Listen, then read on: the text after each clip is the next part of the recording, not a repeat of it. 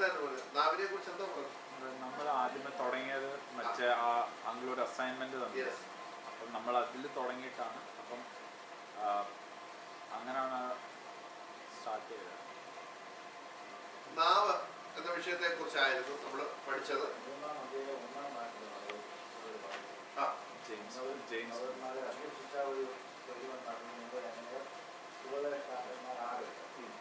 പഠിപ്പിക്കുന്ന ആൾക്ക് ഒരു ഇതുണ്ട്, തെറ്റായ വചനം പഠിപ്പിക്കാൻ പാടില്ല. അതെ, ഇരുവായുകളുള്ള വായലായതുകൊണ്ട് കേൾക്കുന്ന ആൾക്ക് ഇത് തന്നെയുണ്ട്.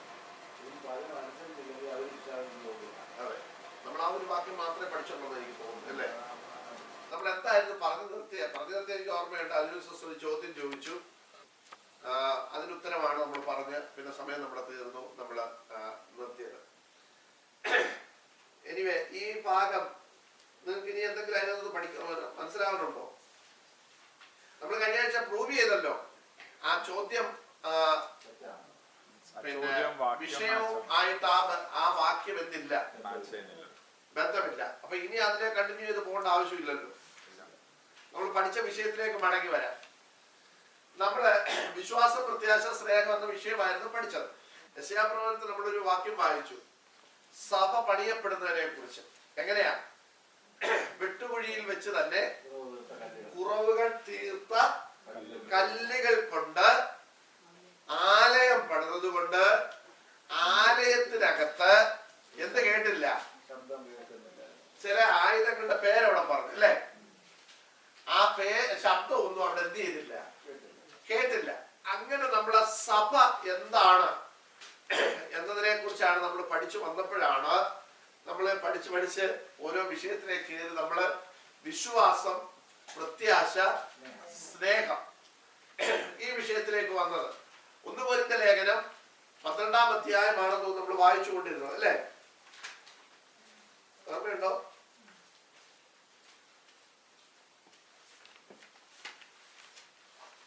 പതിമൂന്നാം അധ്യായം. അവിടെ നമ്മൾ വായിച്ചത്, ആകയാൽ വിശ്വാസം, പ്രത്യാശ, സ്നേഹം ഈ മൂന്നും നിലനിൽക്കുന്നു. ഇവയിൽ വലിയതോ സ്നേഹം തന്നെ. അപ്പൊ നമ്മൾ ഒന്നാമത്തെ വിഷയം പഠിച്ചു. ഏതാ? ഫെയ്ത്ത്, വിശ്വാസം. ഞാൻ പറഞ്ഞു, നിങ്ങൾക്ക് ഓർമ്മയുണ്ടോ? 2 വിശ്വാസമുണ്ട്. ഏതൊക്കെയാ?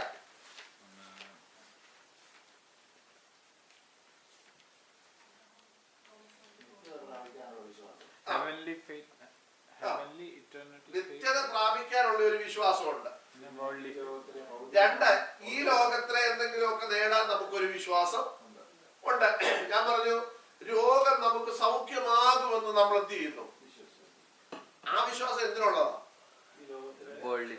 രോഗസൗഖ്യത്തിനുള്ള വിശ്വാസം. അത് പിന്നെ ആദ്യമായിട്ട് വരുന്ന ഒരാൾക്കും ചിലപ്പോൾ എന്ത് ചെയ്യും?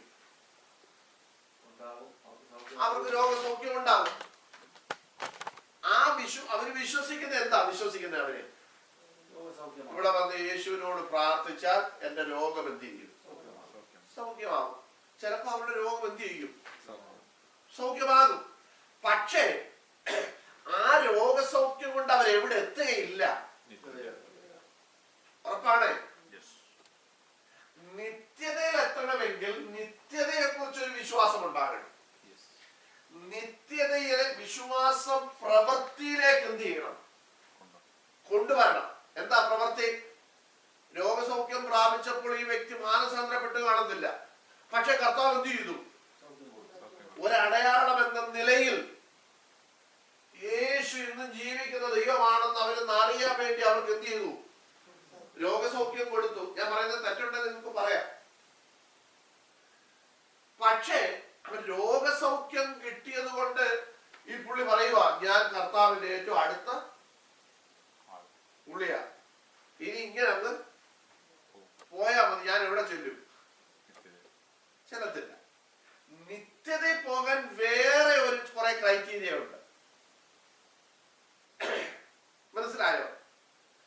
അതുകൊണ്ടാണ് നമ്മൾ ഈ എബ്രായ ലേഖനം 12-ാം അധ്യായത്തിൽ നമ്മൾ അധികം നമ്മളിവിടെ പറഞ്ഞിട്ടില്ലാത്ത ഒരു കാര്യം അവിടെ പറയുന്നുണ്ട്, മോശയെ കുറിച്ച്. പറഞ്ഞിട്ടുണ്ട്. അവിടെ ഇങ്ങനെയാണ് മോശയെ കുറിച്ച് എഴുതിയിരിക്കുന്നത്. അതിന്റെ മുകൾ ഭാഗത്ത് എബ്രായലേഖനം 11-ാം അധ്യായത്തിന്റെ മുകൾ ഭാഗത്ത് ഇങ്ങനെയാണ് എഴുതിയിരിക്കുന്നത്. വിശ്വാസത്താൽ മോശ താൻ വളർന്നപ്പോൾ പാപത്തിന്റെ തൽക്കാല ഭോഗത്തെക്കാളും ദൈവജനത്തോടു കൂടെയുള്ള കഷ്ടം അനുഭവിക്കുന്നത് തെരഞ്ഞെടുത്തു. അടുത്തെന്താ പറഞ്ഞേക്കെന്ന് അറിയാമോ? പ്രതിഫലം നോക്കിയത് കൊണ്ട് ഫറവോന്റെ പുത്രിയുടെ മകനെന്ന് വിളിക്കപ്പെടുന്നതിനെ താൻ എന്ത് ചെയ്തു? നിരസിച്ചു. അടുത്തത്, മിസ്രൈമിലെ നിക്ഷേപങ്ങളെക്കാൾ ക്രിസ്തുവിന്റെ നിന്ന വലിയ ധനമെന്ന് എണ്ണുകയും ചെയ്തു. നോക്കിക്കേ, നിങ്ങൾ ഈ വാക്യം വായിക്കുമ്പോഴേ നിങ്ങൾ എല്ലാവരും ഒന്ന് ഇട്ടിട്ടുണ്ടല്ലോ അല്ലേ? അതിന്റെ ആദ്യമായിട്ട് നിങ്ങളൊന്ന് ശ്രദ്ധിച്ചു വായിക്കണം. അതിന്റെ 24 മുതൽ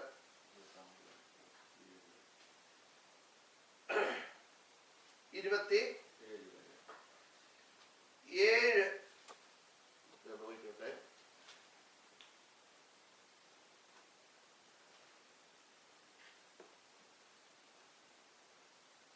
ആ 24 മുതൽ 27 വരെയുള്ള വാക്യങ്ങൾ ശ്രദ്ധിക്കണം.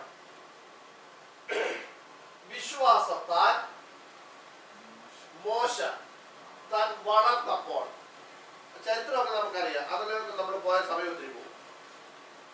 പാപത്തിന്റെ തൽക്കാല ഭോഗത്തെക്കാളും ദൈവജനത്തോടു കൂടെ കഷ്ടമനുഭവിക്കുന്നത് തെരഞ്ഞെടുത്തു. ശ്രദ്ധിക്കണം, ഈ വിശ്വാസത്തെ കുറിച്ച് നിങ്ങൾ ഇങ്ങോട്ട് ശ്രദ്ധിച്ചോണം. ഇവിടെ ബൈ ഫെയ്ത്ത്, വിശ്വാസത്താൽ മോശ വളർന്നു വന്നപ്പോൾ പാപത്തിന്റെ തൽക്കാല ഭോഗത്തെക്കാളും ദൈവജനത്തോടു കൂടെ കഷ്ടമനുഭവിക്കുന്നത് തെരഞ്ഞെടുത്തു. ശ്രദ്ധിച്ചേ, ഈ ബൈ ഫെയ്ത്ത്, വിശ്വാസത്താൽ താൻ ഒരു തെരഞ്ഞെടുപ്പ് നടത്തും. നിങ്ങൾ ശ്രദ്ധിക്കണം, ഈ വിശ്വാസത്താൽ താൻ തെരഞ്ഞെടുത്തത് ഈ ഭൂമിയിൽ ലാഭമുള്ളതോ നഷ്ടമുള്ളതോ? ശ്രദ്ധിക്കണം, താൻ വിശ്വാസത്താൽ തെരഞ്ഞെടുത്തതാ ആണ്. ഉറപ്പാണല്ലോ? മനസ്സിലാവുന്നുണ്ടോ ഞാൻ പറയുന്നത്? കുഞ്ഞുങ്ങളെ നിങ്ങൾക്ക് മനസ്സിലാവുന്നുണ്ടോ? ഓക്കെ, മനസ്സിലാവുന്നുണ്ടല്ലോ? ഇത് താൻ വിശ്വാസത്താൽ തെരഞ്ഞെടുത്തതാ. ഈ തെരഞ്ഞെടുപ്പ് ഞാൻ പറയുന്നത് മനസ്സിലാവുന്നുണ്ടല്ലോ? ഈ തെരഞ്ഞെടുപ്പ് ഭൂമിയിൽ ലാഭമുള്ളതോ നഷ്ടമുള്ളതോ?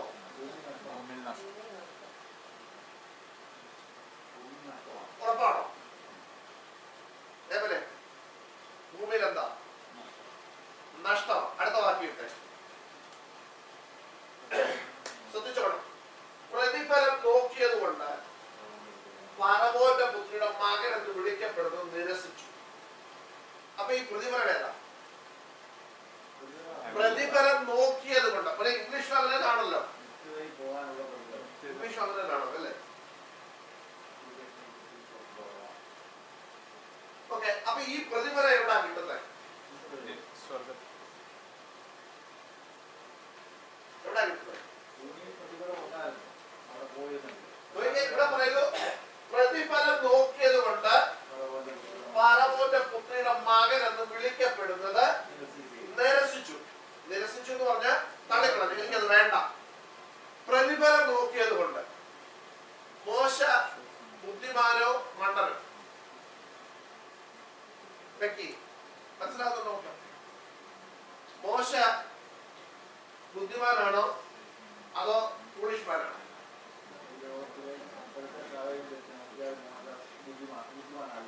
അല്ല.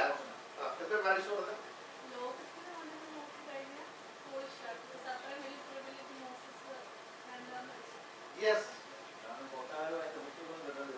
ഇവിടെ ഫറവോന്റെ പുത്രിയുടെ മകൻ എന്ന് പറഞ്ഞാൽ ഇപ്പൊ ഇരിക്കുന്ന ഫറവോൻ കഴിഞ്ഞാൽ അടുത്ത രാജാവ് ആരാ?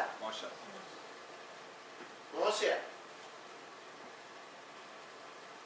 ഇന്നത്തെ കണക്കനുസരിച്ച് നമ്മുടെ എലിസബത്ത് രാജ്ഞി മരിച്ചു, ചാൾസ് കേറി. പക്ഷെ അടുത്ത ഇനി വരുന്ന ആരാ? വില്യം. വില്യമിന്റെ സ്ഥാനമാണ് ഇവിടെ മോശയ്ക്ക് കിട്ടിയത്. പക്ഷെ പുള്ളി എന്നാ ചെയ്തേ? പുള്ളിക്ക് ഇവിടെ എന്തായാലും കിട്ടിയോ? മോശ ഹാരിയായി. ഇവിടെ എന്തായാലും കിട്ടിയോ മോശയ്ക്ക്? ഇവിടെ മോശയ്ക്ക് കിട്ടിയ പ്രതിഫലം എന്തൊക്കെയാന്ന് പറയാം.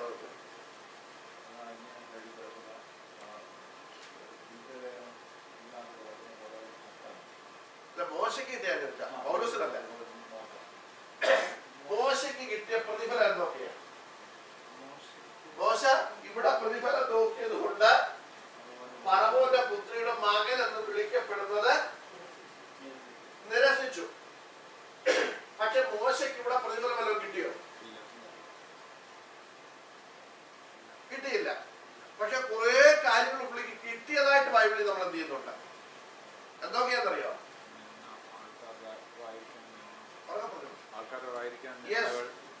കുറെ ചീത്തവിളി കേട്ടി, കല്ലെറിയാൻ വരെ എടുത്തു, പെണ്ണുകേസി വരെ അവരെത്തി ചെയ്തു, പ്രശ്നമുണ്ടാക്കി, പെണ്ണുകേസ് വരെ കൊണ്ടുവന്നു. വായിച്ചിട്ടില്ലേ? സംഖ്യാപുസ്തകം 12-ാം അധ്യായം വായിച്ചാണ്. സ്വന്തം സഹോദരനും സഹോദരി എന്ത് ചെയ്തു? നേരെ തിരിഞ്ഞു. മോശ നോക്കിയ പ്രതിഫലം ഏതാ? ഇവിടെ പറയുന്നു പ്രതിഫലം നോക്കിയത് കൊണ്ട് ഫറവോന്റെ പുത്രിയുടെ മകൻ എന്ന് വിളിക്കപ്പെടുന്ന പ്രിവിലേജ് താൻ വേണ്ട എന്ന് പറഞ്ഞു. ശ്രദ്ധിച്ചേ, അടുത്ത വാക്യം നമുക്ക് ശ്രദ്ധിച്ചോണം. ഫറവോന്റെ പുത്രിയുടെ മകൻ എന്ന് വിളിക്കപ്പെടുമ്പോൾ ലഭിക്കാമാകുന്ന, വിളിക്കപ്പെട്ടാൽ ലഭിക്കുന്ന പ്രതിഫലം ഇവിടെ പറയുന്നത്. മിസ്രൈമിൽ കുറെ നിക്ഷേപങ്ങളുണ്ട്. നമുക്കറിയാം, ഇന്നും ഈജിപ്ഷ്യൻ പിരമിഡുകൾ, ഈ പിരമിഡിനകത്തൊക്കെ എന്താ ചെയ്തേക്കുന്നത്?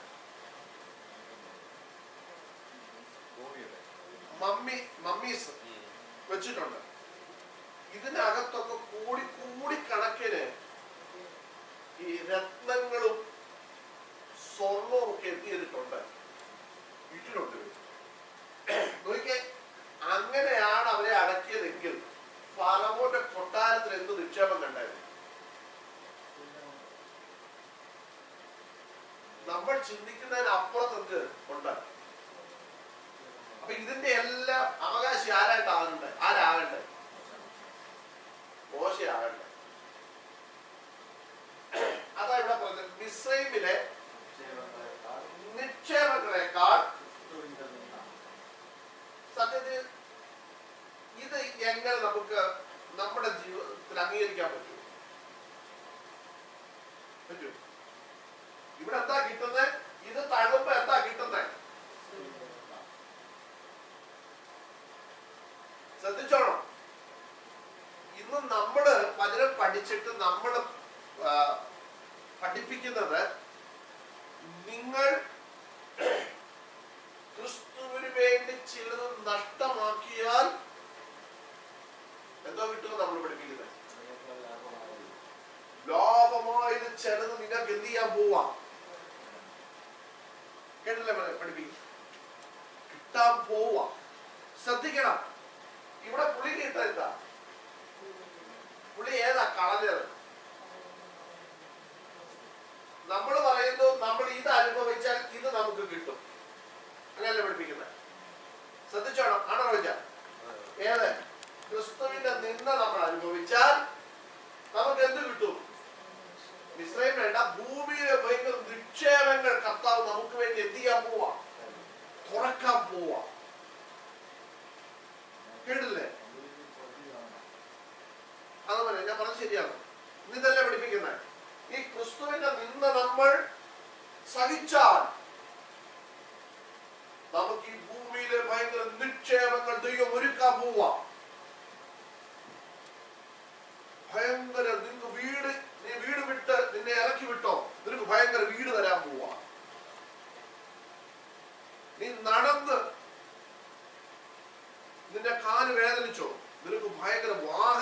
തരാൻ പോവാ. പക്ഷെ വചനം നേരെ തിരിച്ചാ പറഞ്ഞത്. നിങ്ങൾ ശ്രദ്ധിക്കണം. ഞാൻ പറഞ്ഞതിൽ സംശയമുണ്ടോ? നമ്മൾ പഠിപ്പിക്കുന്നു ക്രിസ്തുവിന്റെ നിന്ദ സഹിച്ചാൽ ഭൂമിയിൽ ഒത്തിരി നിക്ഷേപങ്ങൾ നമുക്ക് തരാൻ പോകുന്നു. പക്ഷെ വചനം എഴുതിയ തിരിച്ചാണ്. ഭൂമിയിലെ നിക്ഷേപങ്ങൾക്ക് പകരം മോശയെ കുറിച്ച് പറയുന്നു ക്രിസ്തുവിന്റെ നിന്ന വലിയ ധനമെന്ന് എണ്ണി. കണ്ടോ? ഇതാ ദൈവവചനം നമ്മൾ വായിക്കാത്തതിന്റെ കുഴപ്പം. എവിടെയാണ് നമ്മൾ ഭയങ്കര ശബ്ദത്തില് മൈക്കൊക്കെ വെച്ച് പറയുമ്പോൾ നമ്മൾ വിചാരിക്കുമ്പോ ഇതിപ്പോ നമ്മുടെ ഈ കിട്ടിയ പോലൊക്കെ നമുക്ക് തോന്നും. മനസ്സിലായോ? കാരണം നമ്മൾ എന്ത് ചെയ്യുന്നില്ല, ഇത് വായിക്കുന്നില്ല. നമ്മൾ ഇതൊന്നും എന്ത് വായിക്കുന്നില്ല. ഞാൻ ചോദിക്കട്ടെ, ഈ കഷ്ടതയെ കുറിച്ച് എഴുതിയേക്കുന്ന ഭാഗം വായിക്കാൻ ഇഷ്ടമുള്ള എത്ര പേരുണ്ട് ബൈബിളിൽ?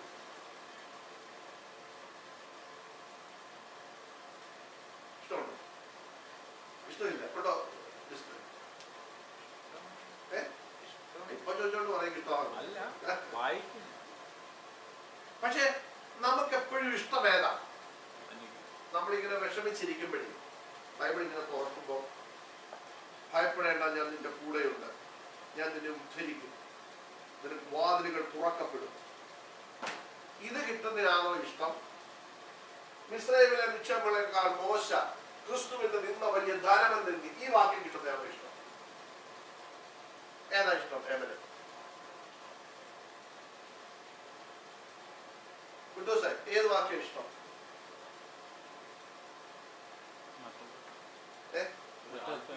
കംഫർട്ട് തരുന്ന നമുക്ക് ഇഷ്ടം അല്ലേ? നമുക്ക് എപ്പോഴും കംഫർട്ട് സോണിൽ നിൽക്കാനാണ് നമുക്ക് ഇഷ്ടം. നിങ്ങൾ ചിന്തിച്ചേ, മോശ ഇപ്പൊ നിൽക്കുന്നത് എവിടെയാ?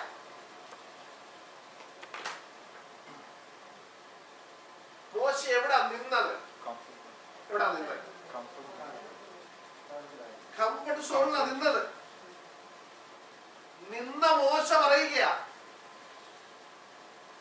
ഞാൻ മിസ്രൈമിലെ നിക്ഷേപങ്ങളെക്കാൾ ആ കംഫർട്ട് സോണിനകത്ത് നിൽക്കുന്ന മോശ പറയുക, എനിക്ക് ക്രിസ്തുവിന്റെ നിന്നയാണ് എനിക്ക് വലിയ ധനം. മനസ്സിലായോ? നമ്മൾ ഇത് വായിക്കാത്തത് കൊണ്ട് ഭയങ്കര 25,000 വാട്ട്സ് മൈക്കൊക്കെ വെച്ച് ക്രിസ്തുവിന് വേണ്ടി നീ നിന്ന സഹിച്ചോ, നിന്നെ മാനിക്കാൻ പോകുകയാണ്. ക്രിസ്തുവിന് വേണ്ടി നീ നടന്നോ, നിനക്ക് വാഹനം തരാൻ പോവാ. അപ്പോഴത്തേക്ക് നമ്മൾ എന്നാ ചെയ്യുന്നത്? ചോദിച്ചാലൊക്കെ പന്ത് പോലെ കിടന്ന് ചാടും. ഇത് കേൾക്കുമ്പോഴത്തേക്ക് ക്രിസ്തുവിന് വേണ്ടി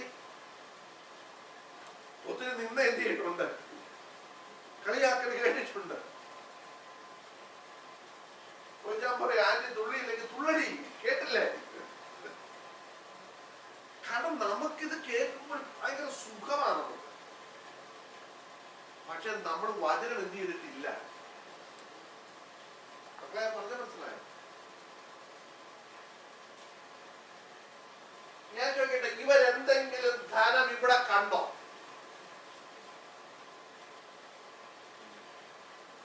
ഇവരെന്തെങ്കിലും ധനം ഈ ഭൂമി കണ്ടോ? കണ്ടത് ഇവരെന്ത് ചെയ്തു? ഇവർക്കുള്ള ധനം ഇവരെന്ത് ചെയ്യാൻ പോവാ? വിട്ടു.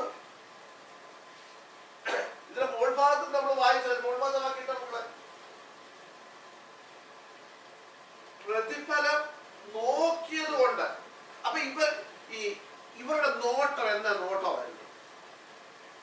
ശ്രദ്ധിക്കണം. പ്രതിഫലം നോക്കിയത് കൊണ്ട് ഫറവോന്റെ പുത്രിയുടെ മകൻ എന്ന് വിളിക്കപ്പെടുന്നത് നിരസിച്ചെന്നോ.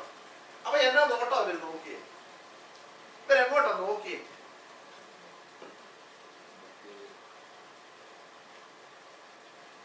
നമ്മുടെ നോട്ടം എങ്ങനെയായിരുന്നു?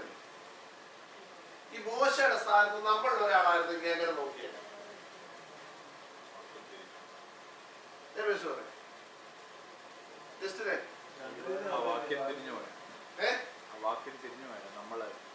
ബാക്കി തിരിച്ചെഴുതേണ്ടി വന്നേ അല്ലേ? മനസ്സിലാക്കിയിരുന്നെങ്കിൽ ഇങ്ങനെ തന്നെ പോകുന്നുള്ളതാണ്. മനസ്സിലാക്കിയാണ് ജീവിക്കുന്നത്. നമ്മളിപ്പോ ഇതൊക്കെ ഞാനിവിടെ പ്രസംഗിക്കുമ്പോഴും നമ്മുടെയൊക്കെ ഉള്ളിലെ ചിന്ത ഞാൻ പറയാം. നമ്മളിവിടേക്ക് നല്ലൊരു ശതമാനം നമ്മൾ ചോദിച്ചാൽ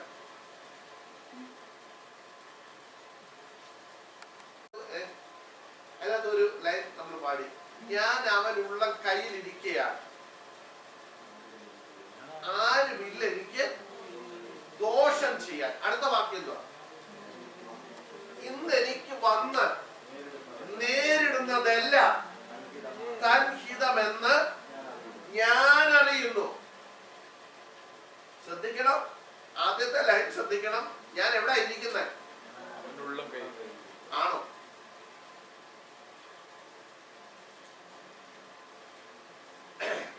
നമ്മൾ കർത്താവിന്റെ ഉള്ളംകൈയിലാണോ ഇരിക്കുന്നത്? ശ്രദ്ധിച്ചേ, നമ്മള് ഉൽപ്പത്തി പുസ്തകം തൊട്ട് ഇങ്ങോട്ട് പഠിച്ചാൽ കർത്താവിന്റെ ഉള്ളംകൈയിൽ ഇരുന്നവരെ ഒക്കെ എന്ത് വന്നിട്ടുണ്ട്? ദുരിതമൊക്കെ എന്ത് വന്നിട്ടുണ്ട്? പ്രശ്നങ്ങളുടെ കൂമ്പാരമായിരുന്നു. എന്റെ വ്യക്തിപരമായ അഭിപ്രായത്തിൽ ഈ മോശ ഈ ഫറവോന്റെ കൊട്ടാരത്തിൽ നിന്ന് പോയണക്ക പിന്നെ സമാധാനം എന്തെന്ന് പുള്ളി എന്ത് ചെയ്തിട്ടില്ല. ഉണ്ടോ? നിങ്ങൾ പിന്നെ പുറപ്പാട് പുസ്തകം തൊട്ട് ആവർത്തന പുസ്തകം വരെ വായിക്കണം. മോശ ഫറവോന്റെ കൊട്ടാരത്തിൽ നിന്ന് ഓടിപ്പോയി. പുള്ളി ഈ ഓടിപ്പോയത് തന്നെ ആർക്ക് വേണ്ടിയാ പുള്ളി ഓടേണ്ടി വന്നത്? സ്വന്തം സഹോദരന്മാർക്ക് വേണ്ടി അല്ലേ? കാരണം ഒരു മിസ്രൈമ്യൻ ഇസ്രായേലിനെ അടിക്കുന്നത് കണ്ടപ്പോൾ മോശയുടെ ഉള്ളിൽ തിളച്ചു. എന്റെ സഹോദരനെ എന്ത് ചെയ്യുന്നു? അടിക്കുന്നു. അവൻ ചെന്നു ഒറ്റ അടി കിടക്കുന്നു, അവൻ ചത്തുപോയി. കാരണം മോശയെ കുറിച്ച് പറയുന്നത് മിസ്രൈമിലെ സകല അഭ്യാസവും ആര് പഠിച്ചു? കാരണം അവരവിടുത്തെ രാജകുമാരനാ. സകല അഭ്യാസവും പഠിച്ചു. അതാ ഒറ്റ അടിക്ക് ഒരുത്തനെ എന്ത് ചെയ്തു? കാരണം മർമ്മം അറിയായിരുന്നു. മർമ്മം വെച്ച് ഒറ്റ ഒരെണ്ണം കൊടുത്തു, അവൻ ഉരുളി ചേർത്തു. അവരെ മണലിൽ എന്ത് ചെയ്തു? കുഴിച്ചിട്ടു. അടുത്തൊരു ദിവസം കൊണ്ട് രണ്ട് ഇസ്രായേലിന് തമ്മിൽ എന്ത് ചെയ്യുന്നു? അടിയിടുന്നു. ഓടിച്ചെന്നിട്ട് പറഞ്ഞു, നിങ്ങൾ നമ്മുടെ സഹോദരന്മാരല്ലേ, നിങ്ങൾ തമ്മിൽ എന്തിനാ പ്രശ്നം ഉണ്ടാക്കുന്നതെന്ന് പറഞ്ഞപ്പം ഒരുത്തൻ പറഞ്ഞു, ഇന്നലെ നീ ഒരു ഇസ്രായേലിനെ അടിച്ചു കൊന്നു കുഴിച്ചിട്ട് ആരും അറിഞ്ഞില്ലെന്ന് നീ എന്ത് ചെയ്യരുത്, വിചാരിക്കരുത്, ഞങ്ങളിതൊക്കെ അറിഞ്ഞു, അതുപോലെ ഞങ്ങളെ ചെയ്യാൻ വന്നയാണോ എന്ന് ചോദിച്ചു. മോശയ്ക്ക് മനസ്സിലായി ഇതെല്ലാവരും എന്ത് ചെയ്തിട്ടുണ്ട്? അറിഞ്ഞിട്ടുണ്ട്. ശ്രദ്ധിച്ചേ, ഇവൻ അന്ന് തുടങ്ങി അവന്റെ സമാധാനം പോയതാ. ആവർത്തന പുസ്തകം അവസാന അധ്യായത്തിൽ മോശയെ ദൈവം അടക്കം ചെയ്തു നമ്മൾ വായിക്കുന്നുണ്ട്. അവനെ അടക്കിയ സ്ഥലം ആരും ഇന്ന് വരെ എന്ത് ചെയ്തിട്ടില്ല, കണ്ടിട്ടില്ല നമ്മൾ വായിക്കുന്നു. നിങ്ങൾ ശ്രദ്ധിച്ച്, അവിടെ തൊട്ട്, അതായത് പുറപ്പാട് പുസ്തകത്തിൽ ഇവർ ഓടിപ്പോയ സമയം തൊട്ട് ഇവൻ അടക്കപ്പെടുന്നത് വരെ ഭൂമിയിൽ തന്റെ സഹോദരങ്ങളുടെ ഇടയ്ക്ക് ഇവൻ എന്ത് കിട്ടിയിട്ടില്ല? ഇവന് സമാധാനം കിട്ടിയിട്ടില്ല. ശ്രദ്ധിച്ച്, പ്രതിഫലം നോക്കിയത് കൊണ്ട് ഫറവോന്റെ പുത്രിയുടെ മകൻ എന്ന് വിളിക്കപ്പെടുന്നത് നിരസിച്ചു.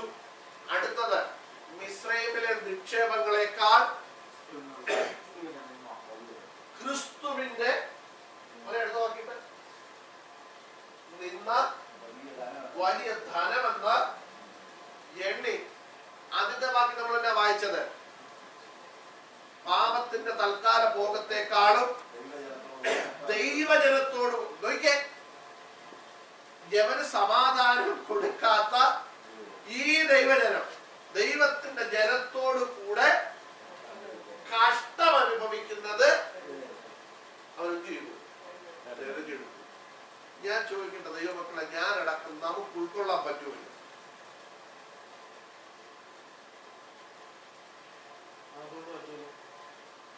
ചോദിക്കോ, ഉൾക്കൊള്ളാൻ പറ്റുമോ? ഫറവോയുടെ മോനല്ല അവൻ. ആ പിന്നെ രണ്ടാമത് ആണെങ്കിൽ ഇങ്ങനെ ആലോചിക്കുന്നത് എന്തുകൊണ്ട് മുളക്കപ്പനെക്കാട്ടും നല്ലൊരു ഭരിച്ചുകൂടാണ്. ഫറവോനേക്കാൾ നല്ലൊരു അധികാരത്തിൽ വന്നിട്ട് എന്തുകൊണ്ട് പുള്ളിക്കാരനൊക്കെ നല്ലൊരു എന്തുകൊണ്ട് ഭരിച്ചുകൂടാന്നും ആലോചിക്കുന്നത്. ആർക്ക്? മോശയ്ക്ക്. ഞാൻ ചോദിച്ചത് ഇതൊക്കെ മോശയ്ക്ക് കിട്ടുമായിരുന്നു. മോശയ്ക്ക് ഇത് കിട്ടാഴിയൊന്നുമില്ല. അവന്റെ കൈപ്പിടിയും തിക്കുവോ ഇതല്ല. ഞാൻ ചോദിക്കട്ടെ, മോശ ഒരു മിസ്രൈമിനും ഇസ്രായേലിനും തമ്മിൽ വഴക്കുണ്ടാകുന്ന ചെയ്യുന്ന കണ്ടിട്ട് ഇവൻ എവിടാ വളരുന്നത്? ഇവൻ കഴിക്കുന്ന ഫുഡ് ആരുടെയാ? കൊട്ടാരത്തില്.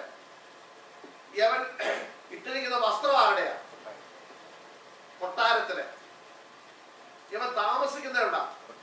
കൊട്ടാരത്തില്. അടുത്ത രാജപദവിയിലേക്ക് വരേണ്ടവൻ ന്യായമായിട്ട് ഇവൻ ചെന്നിട്ട് ഇസ്രായേലിന് അടി കൊടുത്തു മിസ്രൈമിനെ രക്ഷിച്ചിരുന്നെങ്കിൽ ഇവന്റെ പേര് ഒന്നുകൂടെ എന്ത് ചെയ്തത്?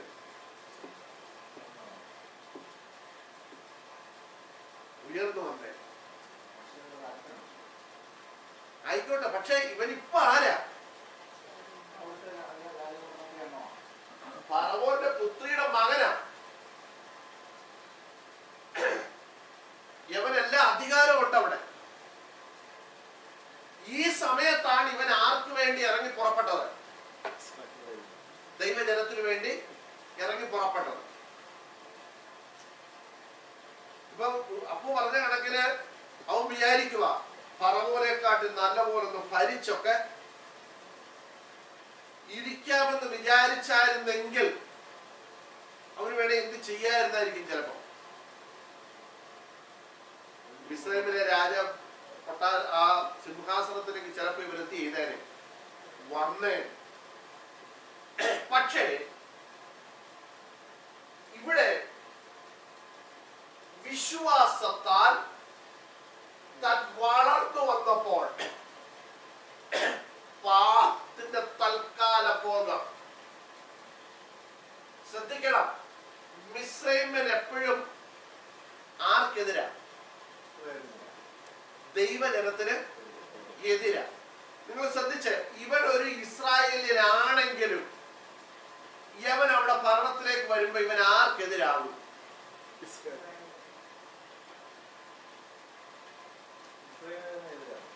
അല്ല, ദൈവജനത്തിനെതിരാവും. കാരണം ഇവൻ എവിടുത്തെ ഭരണാധികാരിയായിട്ടാ വരുന്നത്? മിസ്രൈമില് അല്ലേ? യവൻ ദൈവജനത്തിനെതിരായിട്ട് വരും. കാരണം വന്നേ പറ്റൂ. ഇവൻ ദൈവജനത്തിനെതിരെന്ന് പറഞ്ഞാൽ ഇവൻ ആർക്കെതിരാവും? ദൈവത്തിനെതിരായിട്ട് ഇവൻ മാറും. ഞാൻ പറഞ്ഞ മനസ്സിലായി? ദൈവത്തിനെതിരായിട്ട് മാറുമെന്ന് ഞാൻ പറയാൻ കാരണം, ഈ ഫറവോന്റെ അടുക്കൽ ഈ മോശ ചെന്നിട്ട്, മോശയും അഹരോനൂടെ ചെന്നിട്ട് ഈ ഇസ്രായേൽ ജനത്തെ വിട്ടയക്കണമെന്നൊക്കെ പറയുന്ന സമയത്ത് ഈ അന്നത്തെ ഫറവോ ചോദിക്കുന്ന ഒരു ചോദ്യം നിങ്ങൾ വായിച്ചിട്ടുണ്ടോ? എന്താ ചോദിച്ച ചോദ്യം എന്നറിയോ? അറിയോ? ഈ ജനത്തെ വിട്ടയക്കാൻ യഹോവയാര്? ഞാൻ അവന്റെ വാക്ക് കേൾക്കാൻ അവനാര്? ആര് ചോദിക്കുന്നയാ? ഫറവോ ചോദിക്കുന്നയാ. ഈ ചോദ്യം ആര് ചോദിക്കേണ്ടി വന്നേനെ? പറഞ്ഞ മനസ്സിലായോ? ഈ ചോദ്യം മക്കളെ ഞാൻ പറയുന്നത് മനസ്സിലാകുന്നു. ഈ ചോദ്യം ആര് ചോദിക്കേണ്ടി വന്നേനെ? മോശ ചോദിക്കേണ്ടി വന്നേനെ. എവിടെ പോയി ഇരുന്നിരുന്നെങ്കിൽ? രാജകൊട്ടാരത്തിൽ പോയിരുന്നെങ്കിൽ. ഒന്ന്. രണ്ട്, ഈ കൊട്ടാരവും ഈ പദവിയും അതിനായുസ് കുറവാണെന്ന് മുന്നമേ ആർക്ക് മനസ്സിലായി? മോശയ്ക്ക് മനസ്സിലായി. അതുകൊണ്ടാണ് അവൻ പറഞ്ഞത് പ്രതിഫലം നോക്കിയത് കൊണ്ട്. കാരണം ഇവിടെ അവനായി ഭരിക്കാൻ അവന് കിട്ടുന്ന ആയുസ് എന്ന് പറയുന്നത് ചിലപ്പോ 50 വർഷമായി മാക്സിമം. ഞാനങ്ങ് പറയൂ, അതിന് മുമ്പേ യുദ്ധം വന്നാൽ തീർന്നു. പക്ഷേ നിത്യതയിൽ അവന് ലഭിക്കാൻ പോകുന്ന പ്രതിഫലം അന്നേ ആര് കണ്ടു? ജീവകാലത്ത് അവന് സമാധാനം കിട്ടിയില്ല. ഭൂമിയിൽ അവന് ഒരു പ്രതിഫലവും അവൻ കിട്ടിയില്ല. ആകെ കിട്ടിയത് നല്ലൊരു അടക്കം കിട്ടി. ആരാ അടക്കിയത്? ദൈവം മോശയെ അടക്കി. ബാക്കിയെല്ലാം അവന്റെ ജീവിതത്തിൽ പ്രശ്നങ്ങളായിരുന്നു. നിങ്ങൾ നോക്കിക്കേ, ചെങ്കടൽ കരയിൽ വന്നപ്പോൾ അവരെല്ലാവരോടും പറഞ്ഞു, മിസ്രൈമിൽ ശവക്കുഴി ഇല്ലാഞ്ഞിട്ടാണോ നീ ഞങ്ങളെ ഈ മരുഭൂമിയിൽ കൊണ്ടുവന്നത്? അവര് പറഞ്ഞു, നമുക്കൊരു നേതാവിനെ തെരഞ്ഞെടുക്കും, നമുക്ക് തിരിച്ചു പോകാമെന്ന് പറഞ്ഞു. ഇനി ഈ മോശയെ നിലനിർത്തിയത് എന്താണെന്ന് നിങ്ങൾക്കറിയാം? ഈ പ്രശ്നമെല്ലാം നടക്കുമ്പോഴും ഈ പ്രതിഫലമെല്ലാം താൻ കണ്ടു, പ്രതിഫലത്തെ കുറിച്ചൊക്കെ ചിന്തിച്ചു എന്നൊക്കെ പറയുമ്പോഴും തനിക്ക് ഭൂമിയിൽ ആദ്യം നിലനിൽക്കണമല്ലോ. ഈ ഭൂമിയിൽ തന്നെ നിലനിർത്തിയത് എന്താണെന്നറിയോ?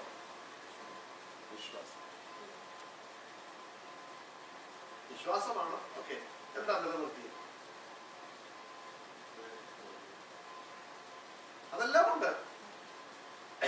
ദൈവം എന്റെ കൂടെ ഉണ്ടെന്നുള്ള ഒരു ഭയങ്കര ഉറപ്പ്, ഒരു ഭയങ്കര ഉറപ്പ് ആർക്കുണ്ടായിരുന്നു? മോശയ്ക്കുണ്ടായിരുന്നു. കാരണം ഈ പ്രശ്നം വരുമ്പോഴെല്ലാം മോശ എങ്ങോട്ട് നോക്കും? നിങ്ങൾ വായിച്ചു നോക്കണം. പ്രശ്നം വരുമ്പോഴെല്ലാം മോശ എങ്ങോട്ടാ നോക്കുന്നത്? വേറെ എങ്ങോട്ടും മോശയ്ക്ക് നോക്കാൻ ഇടമില്ല. ഒരു മനുഷ്യൻ പോലും തന്റെ കൂടെ ഇല്ല. ഒരു ന്യായം പറയാം. പക്ഷെ ആ സമയത്തെല്ലാം മോശയ്ക്ക് ഒരു ഉറപ്പുണ്ട്, എന്നെ ഇതിനു വേണ്ടി ഇറക്കി തിരിച്ച മോശ ഒത്തിരി ഒഴിവൊഴിയോട് പറഞ്ഞു, ഇല്ലേ? ഞാൻ വിക്കനാണ്, തടിച്ച നാവുള്ളവനാണ്, എനിക്ക് സംസാരിക്കാൻ അറിയത്തില്ല. പിന്നെ പുള്ളി വേറൊരാളെ സജസ്റ്റ് ചെയ്തു. ആരാ? സഹോദരനായ അഹരോനെ സജസ്റ്റ് ചെയ്തു. അവൻ നല്ല മിടുക്കനാണ് എന്നൊക്കെ പറഞ്ഞ് ഒഴിവഴികൾ നോക്കിയപ്പോഴും മോശയെ തന്നെ നിർത്തിയ ദൈവമുഖത്തേക്ക് ആര് നോക്കി? മോശ നോക്കി. ഞാൻ പറയട്ടെ കുഞ്ഞുങ്ങളെ, ദൈവമക്കളെ, നമ്മുടെ ജീവിതത്തിൽ ആരും നമ്മുടെ കൂടെ ഇല്ലെങ്കിലും നമ്മൾ കർത്താവിന്റെ മുഖത്തേക്ക് നോക്കിയാൽ ഈ പ്രശ്നങ്ങൾ ഒരു വലിയ പ്രശ്നമല്ല നമുക്ക്. നിങ്ങൾ ചിന്തിച്ചേ, ഈ മോശ അനുഭവിച്ച കഷ്ടത മോശയ്ക്ക് ഇടയ്ക്കൊക്കെ വേണമെങ്കിൽ എന്ത് ചെയ്യായിരുന്നു?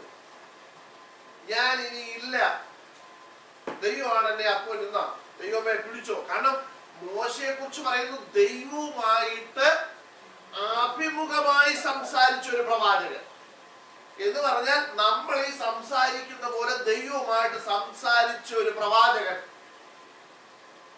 ദൈവത്തോട് എന്ത് ചെയ്യായിരുന്നു? പറയായിരുന്നു, ദൈവമേ ഇനി ഞാൻ ഇല്ല, നീ വേറെ ആരെങ്കിലും വിട്ടോ എന്ന് പറഞ്ഞ് പരിപാടി താത്തു വെക്കായിരുന്നു. പക്ഷേ അങ്ങനെയൊക്കെ ചിന്തിച്ചപ്പോഴും മോശയ്ക്ക് നോക്കാൻ ഒരു സ്ഥലമുണ്ടായിരുന്നു.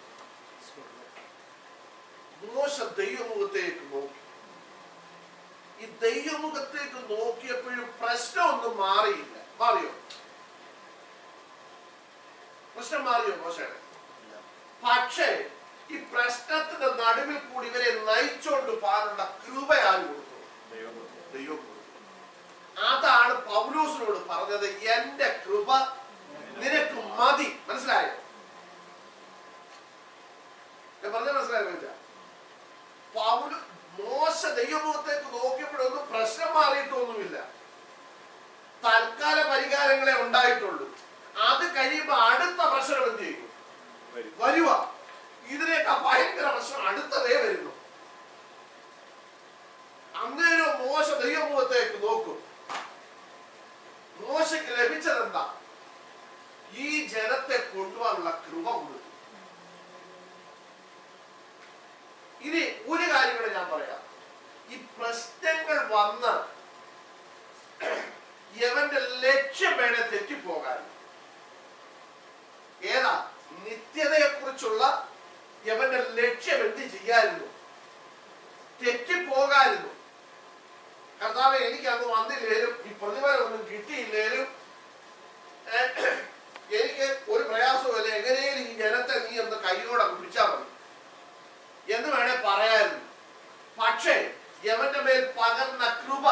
ഈ പ്രശ്നത്തിൽ കൂടി ഇവരെ നടത്തി ഇവരെ എവിടെ കൊണ്ടെത്തിച്ചു? എവിടെ കൊണ്ടെത്തിച്ചു? നിത്യതയിൽ അവരെ എത്തിച്ചു. ദൈവമക്കളെ ഓർക്കണം, യവന്റെ പ്രശ്നം മാറിയൊന്നുമില്ലായിരുന്നു. ഞാൻ പറയട്ടെ, ദൈവമക്കളെ, നിങ്ങളുടെ പ്രശ്നങ്ങൾ മാറത്തില്ലായിരിക്കാം, പക്ഷേ ആ പ്രശ്നങ്ങളുടെ നടുവിൽ നിങ്ങൾ നടന്ന് നടന്ന് എവിടെ ചെല്ലും? നിത്യതയിൽ. അതാ ദൈവകൃപയുടെ പ്രത്യേകത. അതാണ് പൗലോസും കൂടെ പറഞ്ഞത്. പൗലോസ് ഈ അസുഖം എന്ത് ചെയ്തില്ല? ഈ ശൂലം ഒരിക്കലും നിന്നെ വിട്ട് എന്ത് ചെയ്യത്തില്ല, പോകത്തില്ല. പക്ഷേ എന്റെ കൃപ നിനക്ക് മതി, എന്റെ ശക്തി നിന്റെ ബലഹീനതയിൽ എന്ത് ചെയ്യും? തികഞ്ഞു വരും എന്ന് പറഞ്ഞാൽ, നിന്റെ മേൽ വന്ന ഈ ശൂലം എന്തുമായിക്കൊള്ളട്ടെ, വേദന എന്തുമായിക്കൊള്ളട്ടെ, ഈ വേദനയുടെ നടുവിൽ ഞാൻ നിന്റെ കൂടെയുണ്ട്. നീ എന്റെ കൂടെ നടന്ന് നടന്ന് ഈ വേദനയുടെ നടുക്കൂടെ നടന്ന് നടന്ന് നീ എവിടെ എത്തും? എന്റെ അടുക്കൽ. നമുക്കറിയാം, ഞാൻ നിങ്ങളോട് ഇവിടെ പഠിപ്പിച്ച ഒരു വിഷയമാണ്. എത്ര ഓർക്കുന്ന എനിക്ക് അറിയത്തില്ല. പുതിയ നിയമത്തിൽ ഉൾപ്പെടുന്ന പുസ്തകത്തിൽ ഒരാൾ ദൈവത്തോട് കൂടെ നടന്നു, അല്ലേ? ദൈവം അവനെ എടുത്തുകൊണ്ടുവന്നാൽ അവനെ കാണാതെയായി. ഹാനോക്കിനെ കുറിച്ച്, അല്ലേ? വേറൊരാളിനെ കുറിച്ച് നമ്മൾ വായിക്കുന്നുണ്ട്, ദൈവത്തോട് കൂടെ നടന്നു. ഹാനോക്ക് ദൈവത്തോട് കൂടെ. ഞാൻ നിങ്ങൾക്ക് ഓർമ്മയുണ്ടോ? അത് ഞാൻ പഠിപ്പിച്ചത്. നമ്മളെ കർത്താവ് വരുന്ന, അതിനെ കുറിച്ച് എന്തോ ഇംഗ്ലീഷ് എന്തോ പറയുന്നതിന്റെ പേര് പറയുമല്ലോ, റാപ്ചർ. ഇവിടുന്ന് ഒത്തിരി പേര് കാണാതാവും, അല്ലേ? ഒത്തിരി ദൈവമക്കളെ കാണാതാവും. എന്താ ഈ റാപ്ചർ എന്ന് പറയുന്നത്? ഞാനത് പറഞ്ഞു സിമ്പിളായിട്ട്. ഓർമ്മയുണ്ടോ? ആർക്കെങ്കിലും ഓർക്കുന്നോ? ഓർക്കുന്നുണ്ടോ? നിങ്ങൾ എത്ര പേര് ഓർക്കുന്നുണ്ടോ? മനെ ഓർക്കുന്നുണ്ടോ? റാപ്ചർ എന്താണെന്ന് ഞാൻ പറഞ്ഞു. സിമ്പിളായിട്ട് പറഞ്ഞാൽ നമ്മളെ അങ്ങനെ നോക്കി കിട്ടുന്നില്ല. ഹാനോക്ക് ദൈവത്തോട് കൂടെ നടന്നു. ഹാനോക്കിന് കുടുംബം ഉണ്ടായിരുന്നോ? പ്രശ്നം ഉണ്ടായിരുന്നോ? കുടുംബം ഉണ്ടെങ്കിൽ എന്തുണ്ട്? പ്രശ്നമുണ്ട്. ഇനി പോട്ടെ, കുടുംബം ഇല്ലെങ്കിൽ മനുഷ്യനാണെങ്കിൽ എന്തുണ്ട്? പ്രശ്നങ്ങളുണ്ട്. പക്ഷെ ഈ പ്രശ്നങ്ങളെല്ലാം ആർക്കുള്ളപ്പോഴും ഈ ഹാനോക്ക് ആരുടെ കൂടെ നടക്കുന്നത്? ഹാനോക്ക് ദൈവത്തോട് കൂടി ഇങ്ങനെ നടക്കുക. പ്രശ്നങ്ങളെല്ലാം തനിക്കുണ്ട്. വീട്ടിൽ ചെല്ലുമ്പോൾ പ്രശ്നം, ജോലി പ്രശ്നം, പിള്ളേർ ചെല്ലുമ്പോൾ പ്രശ്നം, ആകെ പ്രശ്നം, ഇതെല്ലാം ഉണ്ട്. പക്ഷെ പുള്ളി ആരുടെ കൂടെ നടന്നു? കർത്താവിന്റെ കൂടി ഇങ്ങനെ നടന്നു. ഈ പ്രശ്നങ്ങൾ, ഓരോ പ്രശ്നങ്ങൾ വരുമ്പോഴും കർത്താവിന്റെ കൂടെ നടക്കുമ്പോൾ ഹാനോക്ക് ദൈവത്തോട് എന്റെ ഒരു ചിന്തയാ, ദൈവത്തോട് പറയുക, ഓ ദൈവമേ, ഇന്നലെ വീട്ടിൽ വലിയ പ്രശ്നമായിരുന്നു, ഇന്നലെ പിള്ളേർ ഭയങ്കര, ഇതെല്ലാം ആര് ദൈവത്തോട് പറയും? എന്റെ ഒരു ചിന്തയാ, ബൈബിളിലൊക്കെ എഴുതിയിട്ടില്ല കേട്ടോ, ഇങ്ങനെ പറയുമായിരുന്നു. അപ്പൊ ദൈവ ഹാനോക്കിനോട് പറയുക, സാരമില്ല, ഞാൻ നിന്റെ കൂടെ, അതിനെല്ലാം പരിഹാരം ഉണ്ടാവും. ഇങ്ങനെ പറഞ്ഞ് ഇവരിങ്ങനെ നടന്നു കുറേ നാള് കഴിഞ്ഞപ്പോൾ ദൈവം ഹാനോക്കിനോട് പറയുക, ഇത്രയും പ്രശ്നങ്ങളൊക്കെ നീ എന്ത് ചെയ്തു? നീ ഫേസ് ചെയ്തു. ആ ചെയ്തപ്പോഴൊക്കെ നീ എന്റെ കൂടെ ചെയ്തു, എന്റെ കൂടെ നീ നടന്നു. ഇനി നിനക്ക് ഇവിടെ ഒരു പ്രശ്നവും ഇല്ല, പോകാതെ വീട്ടിലോട്ട് പോകാം. പ്രശ്നമൊന്നും ഇല്ലാത്തൊരു വീട്ടിലേക്ക് നിന്നെ എന്ത് ചെയ്യാൻ പോവാം? കൊണ്ടുപോകാൻ പോകും. നമ്മളതാ വായിക്കുന്ന, ഹാനോക്ക് ദൈവത്തോട് കൂടെ നടന്നു. അടുത്തെന്താ? നിങ്ങൾ ആ വാക്യം വായിച്ചിട്ടുണ്ടോ? വാക്യം? ഉൽപ്പത്തി പുസ്തകം 6:5-25. ഉറക്കപ്പുറ മക്കളെ പോയോ?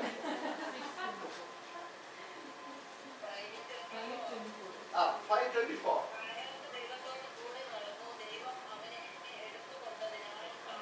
കാണാതെയായി. നിങ്ങൾ ചിന്തിച്ചേ, ഒരു മനുഷ്യനെ ഇംഗ്ലീഷ് എന്താ എഴുതിയിരിക്കുന്നത്?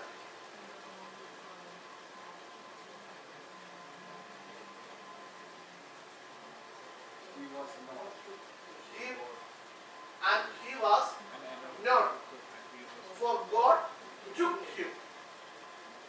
ദൈവം അവനെ എന്ത് ചെയ്തു? എടുത്തു. നിങ്ങൾ ചിന്തിച്ചേ, ഈ ഹാനോക്കിനെ എടുക്കുന്നതിന് സമയത്തെ ഈ ഹാനോക്കിനെ അറിയാമായിരുന്നു? അറിയാമോ? അറിയത്തില്ല. ഒരു ദിവസം എല്ലാ ദിവസവും ഹാനോക്ക് ആരുടെ കൂടെ നടക്കുന്നത്? ദൈവത്തിന്റെ കൂടെ നടക്കുക, പല കാര്യങ്ങൾ സംസാരിക്കും. നിങ്ങൾ ചിന്തിക്കണം, ഈ അറിയത്തില്ല എന്നുള്ളതിന്റെ തെളിവ് കാണാതെയായി എഴുതിയേക്കും അല്ലേ? അതിന്റെ അർത്ഥം എന്നാ?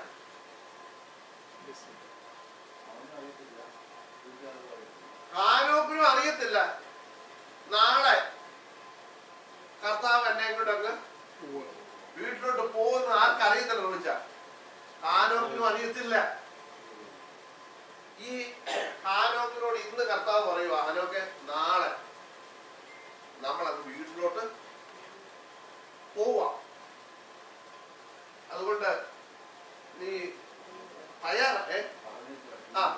വീട്ടിൽ പറഞ്ഞൊക്കെ പറഞ്ഞു. കാരണം അവര് കിടന്ന് ബഹളം ഉണ്ടാക്കുമൊക്കെ. എന്ത് പറഞ്ഞിരുന്നെങ്കിൽ ഈ ഹാനോക്ക് സ്വാഭാവികമായിട്ട് എന്ത് പറഞ്ഞു? 2 ദിവസം കൂടെ തരാം. 2 ദിവസം കൂടെ കഴിയട്ടെ. എന്താ പറയുന്നത്? അപ്പനോട് ഇത് കർത്താവ് പറയുക, മോനെ നാളെ നിന്നെ ഞാൻ വീട്ടിലോട്ട് കൊണ്ടുപോവാം, നമുക്ക് വീട്ടിൽ പോകാന്ന് പറഞ്ഞാൽ എന്നാ പറയും?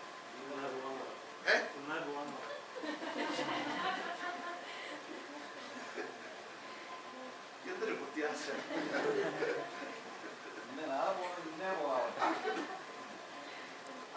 അവന്റെ അനുഭവം നീ പറയുന്നത്. നമ്മളിപ്പോ എന്ത് ചെയ്യാൻ? ശ്രദ്ധിച്ചേ, നമ്മളാണെ പറയും, കർത്താവേ എനിക്ക് ഇച്ചിരി കാര്യം കൂടെ ചെയ്യാറുണ്ട്. ഞാനാണെ പറയും, ഞാനോ ഞാനാണെങ്കിൽ പറയും, കൊച്ചുമോളെ കണ്ട് കൊതി എന്ത് ചെയ്തിട്ടില്ല, തീർന്നിട്ടില്ല. അവള് 1 മാസവും കൂടെ കണ്ടിട്ട് ഞാൻ എന്ത് ചെയ്യാം? അവളെ നടക്കുന്ന കണ്ടിട്ട് ഞാൻ എന്ത് ചെയ്യാം? വരാമോ? ഇവിടെ ഇരിക്കുന്ന നമ്മളൊക്കെ ഓരോ ഉപാധികളും ചെയ്യും. മരിക്കുമെന്ന് പറഞ്ഞായിരുന്നു തെറ്റിയാലും കുഴപ്പമില്ല. പറഞ്ഞോ ഇല്ല. എന്താ ഇത് മാത്രം അറിയിക്കാം? നമുക്ക് രോഗം വരുന്നേ അറിയിക്കും, പ്രശ്നം വരുന്ന പ്രവചിക്കാൻ പറ്റും. ഇനി ചില പ്രവാചകന്മാര് മറ്റുള്ളവരുടെ മരണത്തെ കുറിച്ച് എന്ത് ചെയ്യും? പ്രവചിക്കും. പക്ഷെ നമ്മുടെ മരണം നമ്മളെ എന്ത് ചെയ്യത്തില്ല, അറിയിക്കത്തില്ല. ചില ഒരു ഭയങ്കര പ്രത്യാശയുള്ള ചിലർ മരിക്കുന്ന ആ മരണത്തിന്റെ സമയമാകാറാവുമ്പോൾ അവര് പറയും ഞാൻ പോകാൻ പോവാം എന്ന് പറയും. പക്ഷെ നേരത്തെ അവരെ ആരെയും കർത്താവ് എന്ത് ചെയ്യത്തില്ല. എന്താ അറിയിക്കാത്തത്? അറിയിച്ചു കഴിഞ്ഞാൽ നമ്മൾ പറയും, നമ്മൾ ഈ ഭയങ്കര കാര്യമൊക്കെ പറയും. മോശ പറഞ്ഞു, ഞാൻ പ്രതിഫലം നോക്കിയത് കൊണ്ട് മിസ്രൈമിലെ ഫറവോന്റെ പുത്രിയുടെ മോനെന്ന് വിളിക്കുന്നതൊക്കെ ഞാൻ നിരസിച്ചു എന്നൊക്കെ പറഞ്ഞാലും, മോശ നിന്റെ ആയുസ് തീർന്നു കേട്ടോ, നിന്നെ ഞാൻ മരിച്ചിവിടെ കുഴിച്ചിടാൻ പോകാന്ന് പറഞ്ഞായിരുന്നേ മോശ പറഞ്ഞില്ലേ. കർത്താവ് ഈ ജനത്തെ മിസ്രൈമിൽ നിന്ന് ഇറക്കാൻ നീ എന്നെ ഉപയോഗിച്ചല്ലോ. ഇവരിതുവരെ എവിടെ ചെന്നിട്ടില്ല. എവിടെ ചെന്നിട്ടില്ല? കനാൻ ദേശത്ത് ഇവരെ എത്തിയില്ല. കാരണം കനാൻ ദേശത്തോട്ട് ഇവരെ കൊണ്ടുപോയത് ആരാ? ആരാ കൊണ്ടുപോയത്? മോശ.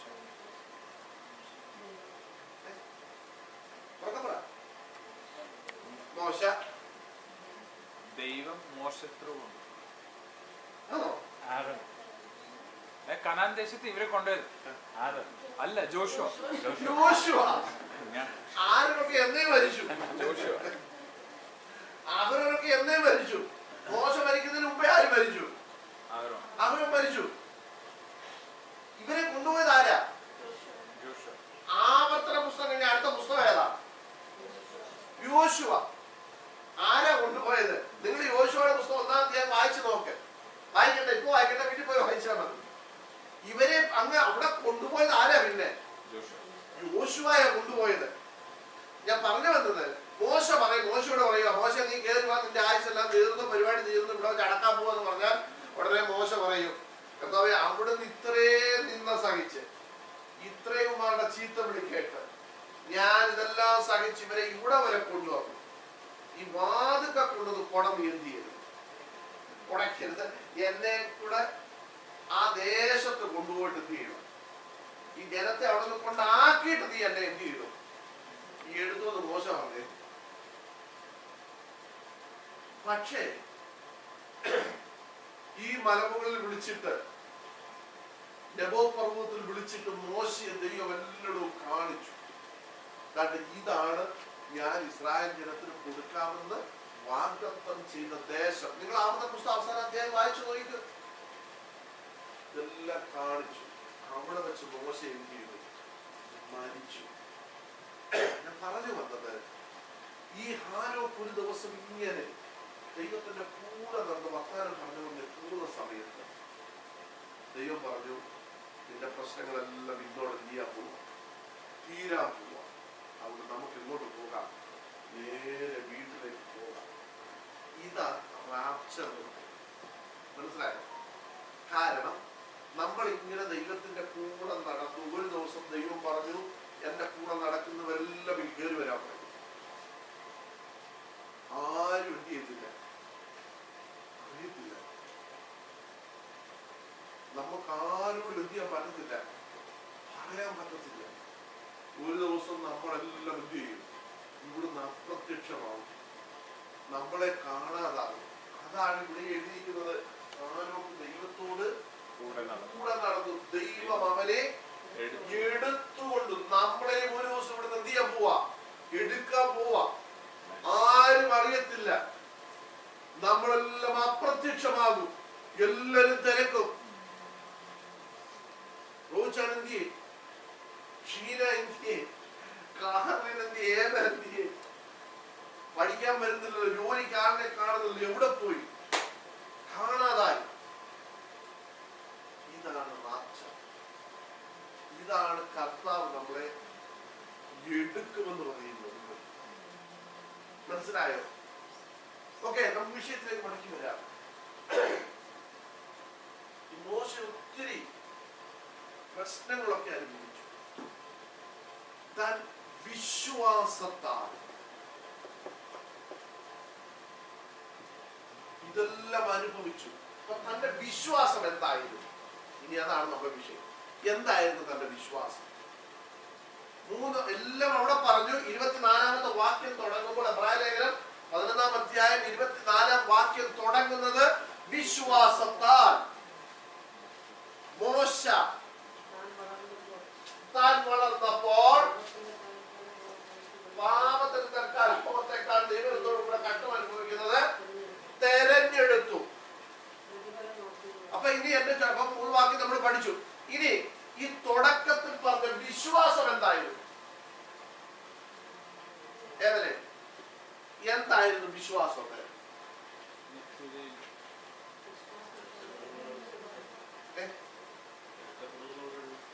എടുക്കപ്പെടും വിശ്വാസം.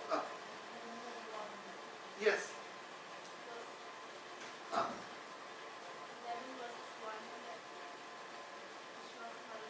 യെസ്. ഓക്കെ, എന്തായിരുന്നു വിശ്വാസം? ഇവിടെ പറയുന്നത് വിശ്വാസത്താൽ. തുടക്കമത വിശ്വാസത്താൽ. നമ്മൾ പഠിച്ചു, ഭൂമിയിലുള്ളത് ഒന്നിനു വേണ്ടി അല്ല അവിടെ പറഞ്ഞേക്കുന്ന വിശ്വാസമുണ്ട്. ഭൂമിയിലുള്ളതെല്ലാം വേണ്ട വേണ്ട വേണ്ട നമ്മൾ പറഞ്ഞേ. അപ്പൊ ഈ വിശ്വാസം എന്തിനുള്ള വിശ്വാസമായിരുന്നു? നിത്യതയിലെത്താനുള്ള വിശ്വാസം. നമ്മൾ എബ്രായ ലേഖനം 11-ാം അധ്യായം പഠിക്കുമ്പോൾ അവിടെ എല്ലാവരെ കുറിച്ചും വിശ്വാസം വിശ്വാസം എല്ലാം പറയുന്നുണ്ട്.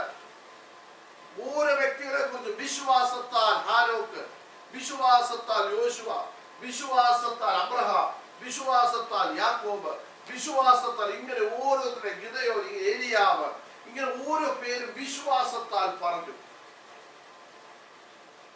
പറഞ്ഞ അവസാനം വന്നിട്ട് പറയുന്നു, അവർ കഷ്ടം അനുഭവിക്കുമ്പോൾ വിശ്വാസത്താൽ അവർ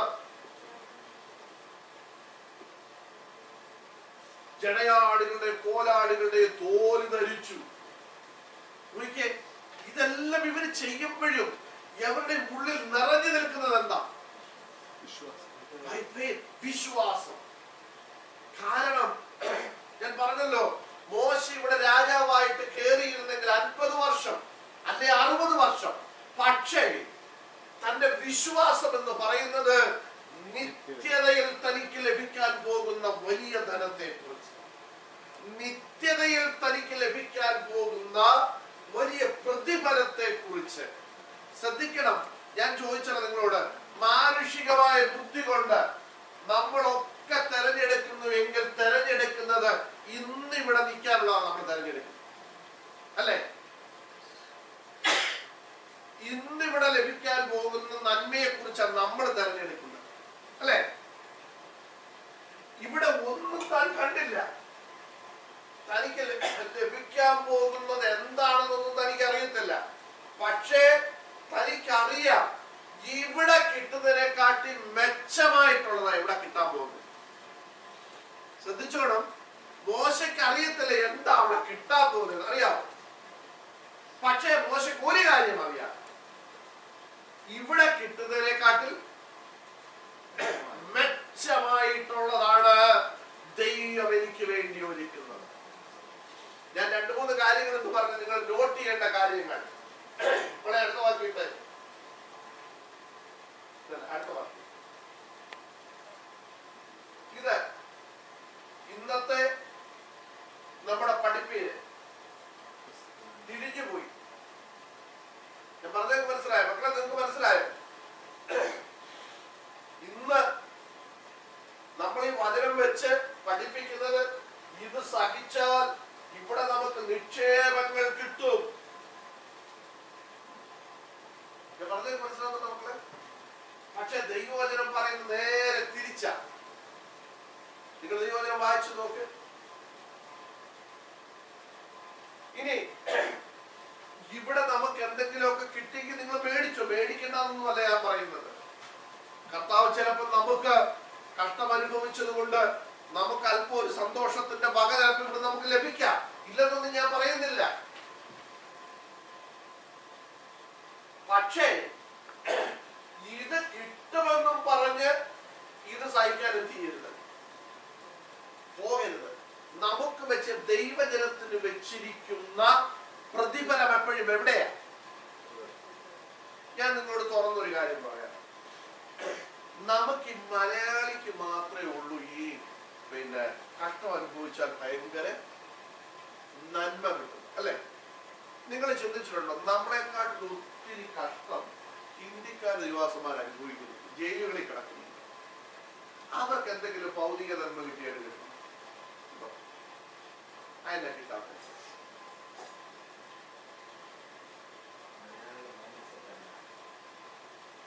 എന്താ കിട്ടാത്തത്? നിങ്ങൾ ചിന്തിച്ചിട്ടുണ്ടോ? ഇഷ്ടംപോലെ ഹിന്ദിക്കാരും അതുപോലെ ആ ഭാഗങ്ങളിലോട്ടുള്ളവരൊക്കെ ഒത്തിരി കഷ്ടം അനുഭവിക്കുകയും അവര് രക്തസാക്ഷികളായി ഒക്കെ തീർന്നു. അവരാരും സാമ്പത്തികമായിട്ട് ഉന്നമനമൊന്നും അവർക്ക് ലഭിച്ചില്ല. അവർക്ക് ഇന്നും ആരെങ്കിലും ഒക്കെ പിരിവെടുത്തൊക്കെയാണ് ഈ പ്രോസിക്യൂഷൻ ഗ്രൂപ്പിന്റെ ആൾക്കാർ എന്തെങ്കിലുമൊക്കെ പിരിവെടുത്ത് അവരെ എന്ത് ചെയ്യുന്നത്, അവര് ഉപജീവനം നടത്തും.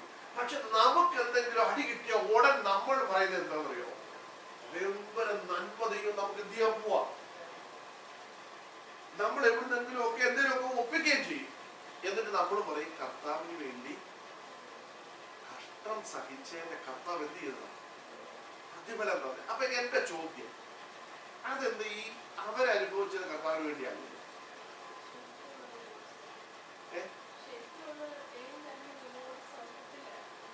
അല്ല, എന്റെ ചോദ്യം മക്കളെ അതൊക്കെ ശരിയാണ്. നമ്മൾ അവര് കഷ്ടം അനുഭവിച്ച കർത്താവിന് വേണ്ടിയാണ്. നമ്മളും കഷ്ടം അനുഭവിച്ച ആർക്ക് വേണ്ടിയാ? അവര് കഷ്ടം അനുഭവിച്ച ആർക്ക് വേണ്ടിയാ?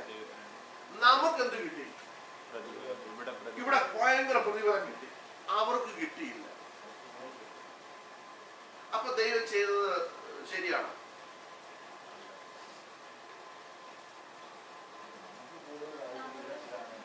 നമ്മള് ഇവിടുത്തെ പ്രതിഫലം നോക്കിയാണ് നമ്മളിവിടെ നോർത്ത് ഇന്ത്യയിലൊക്കെ ഇവിടെ കിട്ടണമെന്നുള്ള ചിന്തയൊന്നും കാണത്തില്ല. നമ്മളിവിടുത്തെ പ്രതിഫലത്തെ പറ്റിയാണ് കൂടുതൽ എക്സ്പെക്ട് ചെയ്തിട്ടാണ് നമ്മൾ ഓരോ കാര്യങ്ങൾ ചെയ്യുന്നത്. അവര് കൂടുതലും നമ്മൾ ചിന്തിക്കണം, ഇത് നമ്മൾ മനസ്സിലാക്കണം. ഇത് അവര് കൂടുതലും ആ നിത്യതയെ പറ്റി, അല്ലെ മോശ ചിന്തിച്ച പോലെ ആ നിത്യതയെ പറ്റി ചിന്തിച്ചാണ് അവര് പ്രവർത്തിക്കുന്നത്. ഓക്കെ, എന്താ പറഞ്ഞേ? തീർന്നു, ശരിയാ. അവർക്ക് നാട്ടിൽ വന്നു കഴിയുമ്പോൾ നാട്ടിലെ പാസ്റ്റർമാരെ അവരെ വല്ലാതെ വഷളാക്കുന്നതേ ഉള്ളൂ. അവർക്ക് നോർത്ത് ഇന്ത്യയിൽ നിൽക്കുമ്പോൾ അവർ ഇതിനെപ്പറ്റി ആലോചിക്കുന്ന പോലും ഇല്ല. നമ്മൾ മനസ്സിലാക്കണം, നമുക്ക് ഈ അടിയൊക്കെ കിട്ടിയപ്പോ ഈ നമുക്ക് വലിയ പ്രതിഫലം കിട്ടിയ എവിടുന്നാണെന്നറിയോ? നമ്മുടെ ആൾക്കാരൊക്കെ അമേരിക്കയിലും ഗൾഫിലും ഉണ്ടായിരുന്നവര് അവര് ആ കർത്താവ് കഷ്ടം അനുഭവിച്ചിട്ട് കുറെ പൈസ നമുക്ക് പലരും അയച്ചോ എന്നും നമ്മളെന്തായാലും പറയുക. ഓ, കർത്താവിന് വേണ്ടി ഞാൻ കഷ്ടം സഹിച്ചു, കർത്താവ് എന്നെ എന്ത് ചെയ്തു. മറ്റേ പുള്ളിക്ക് കിട്ടാൻ എന്താണെന്നറിയോ? അവർക്ക് അമേരിക്കയിലും ഗൾഫിലും ആരും ഇല്ലായിരുന്നത്. അവർക്ക് ലെറ്റർ അയക്കാനും അവർക്ക് വേണ്ടി സംസാരിക്കാനും ആരും ഇല്ലായിരുന്നു.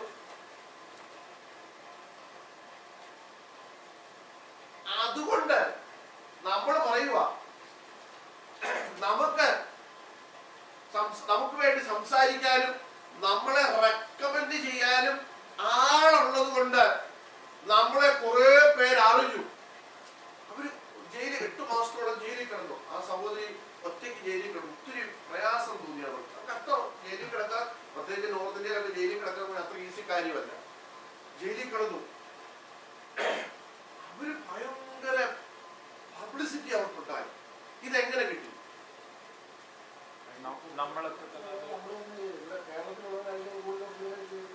അവരുടെ അഭിമുഖങ്ങൾ വരുന്നു.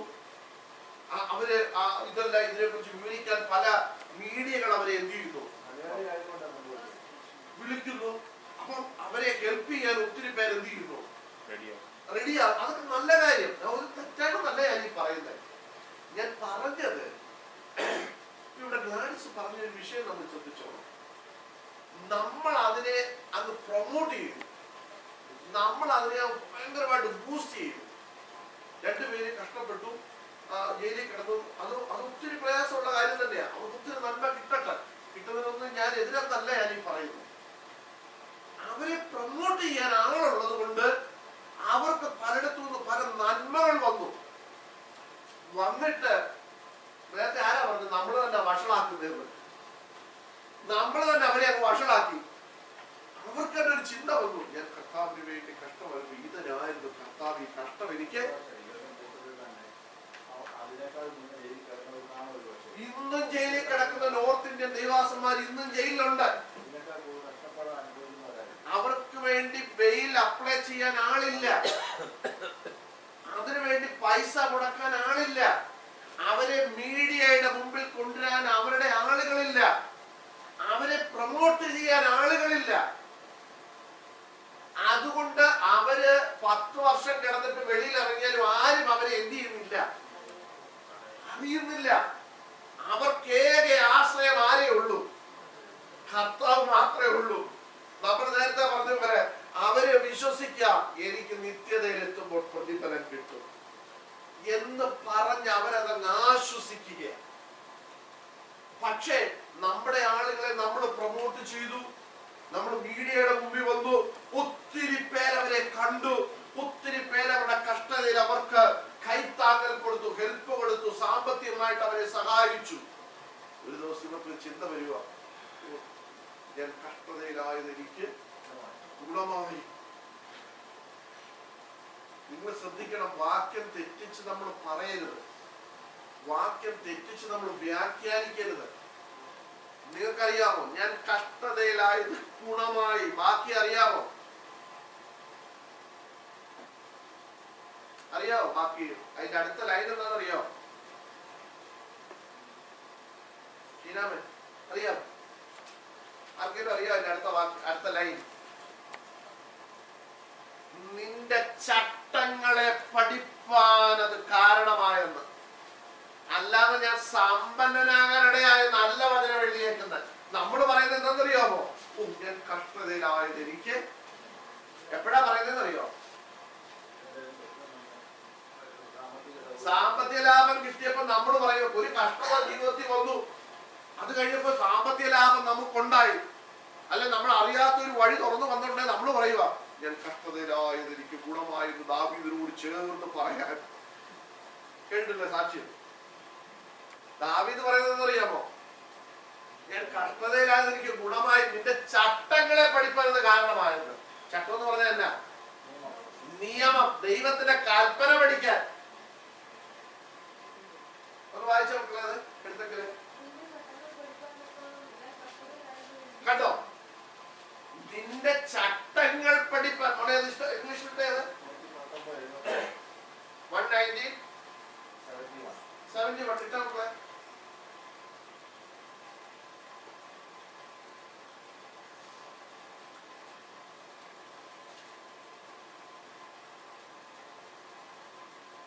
കണ്ടോ? നിന്റെ ചട്ടങ്ങൾ പഠിപ്പാൻ തക്കവണ്ണം ഞാൻ കഷ്ടതയിലായിരുന്നത് എനിക്ക് ഗുണമായി. പക്ഷെ നമ്മൾ എന്താ ഇതുകൊണ്ട് ഉദ്ദേശിക്കുന്നത് അറിയാമോ? ഞാൻ പറഞ്ഞ കള്ളമാണ്, എല്ലാവരും പറയുന്നൊരു വാക്യമല്ലേ? നമ്മൾ എടുത്തു വെച്ച് വ്യാഖ്യാനിക്കും. കർത്താവേ ഞാൻ കഷ്ടതയിലായത് ഇതിനായിരുന്നില്ലയോ, ഇത്രയും നന്മ എനിക്ക് തരാനായിരുന്നില്ലേ എന്താ നമ്മൾ അടിച്ചു വിടുന്നത്. പക്ഷെ വാക്യം എന്നാ പറഞ്ഞേ? നിന്റെ ചട്ടങ്ങൾ പഠിപ്പാൻ കാരണമായത് ഞാൻ എവിടെ പോയപ്പോഴാ? ഞാൻ കഷ്ടതയിലായപ്പോഴാ. അതെനിക്ക് എന്തായി? ഗുണമായത്. കണ്ടോ? നമ്മള് പലപ്പോഴും വചനം തെറ്റിയാ നമ്മൾ പഠിക്കുന്നത്. അതുകൊണ്ടാണ് നമ്മൾ ഇതെല്ലാം കിട്ടിക്കഴിയുമ്പോ പറയുന്നത്.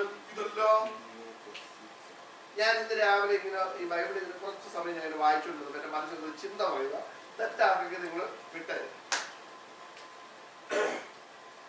ഇവിടെ ഇരിക്കുന്ന ഒരാള് ഗൾഫിൽ, ഓക്കെ,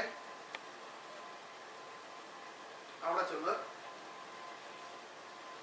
അവിടെ എങ്ങനെ ആരുടെ കീഴിലാണ് ജോലി ചെയ്യുന്നത്? അല്ലേ? അറബിയുടെ കീഴിൽ നമ്മൾ എന്ത് ചെയ്തു? ജോലി. മാസം നമുക്ക് ശമ്പളം തരുന്ന ആരാ? ഉറക്കം പറ. അറബി. അവരെനിക്കും ഒരു 4 ലക്ഷം രൂപ മാസം എനിക്ക് എന്ത് ചെയ്തു? ശമ്പളം. ഈ 4 ലക്ഷം രൂപ ശമ്പളം നമുക്ക് കിട്ടി. നമ്മൾ നാട്ടിൽ ഭയങ്കര വീടൊക്കെ വെച്ച് ഭയങ്കര ആഡംബരത്തോടെ എന്ത് ചെയ്യുക? ജീവിക്കുക. അപ്പൊ ഞാൻ അങ്ങോട്ട് വന്നു. ഞാൻ വന്നു, ഇതെല്ലാം കണ്ടപ്പോൾ എനിക്ക് ഭയങ്കര സന്തോഷമായി. ഞാൻ പ്രാർത്ഥിക്കുക, കർത്താവേ ഈ സഹോദരനെ മാനിച്ച വിധങ്ങൾ എന്ന് പറഞ്ഞ് ഞാൻ അടിച്ച് തകർത്ത് ചെയ്തു. കാരണം പ്രാർത്ഥിക്കണം, ഇതെല്ലാം കണ്ടല്ലോ. ദൈവത്തിന് ഞാൻ നന്ദി പറയുന്നു എന്നൊക്കെ പറഞ്ഞ പ്രാർത്ഥിച്ചു. ഈ പ്രാർത്ഥിച്ചപ്പോ ഞാൻ മറന്നുപോയ 1-2 കാര്യങ്ങളുണ്ട്. എന്താ അറിയാം? ഈ പൈസ പുള്ളിക്ക് എവിടെ നിന്നാണ് കിട്ടിയത്? അറബിയുടെ കീഴിൽ കിടന്ന് ജോലി ചെയ്തത് കൊണ്ട് ആര് കൊടുത്ത പൈസയാണ്? അറബി കൊടുത്ത പൈസ. അപ്പൊ ഞാൻ പറയാം, കർത്താവേ ഈ കൊടുത്ത എല്ലാ നന്മകൾക്കും നന്ദി എന്നൊക്കെ പറഞ്ഞാൽ പ്രാർത്ഥിക്കും. ഈ 4 ലക്ഷം രൂപ ഈ വ്യക്തിക്ക് ശമ്പളം കൊടുക്കണേ അറബിയുടെ എത്ര രൂപ? അറബിയുടെ എത്ര പൈസ ഉണ്ട്? നമ്മൾ ചിന്തിക്കുന്നതിന് അപ്പുറത്ത് ആളുടെ കയ്യിലുണ്ട്. അപ്പൊ അനുഗ്രഹിച്ച ദൈവം ഏതാ?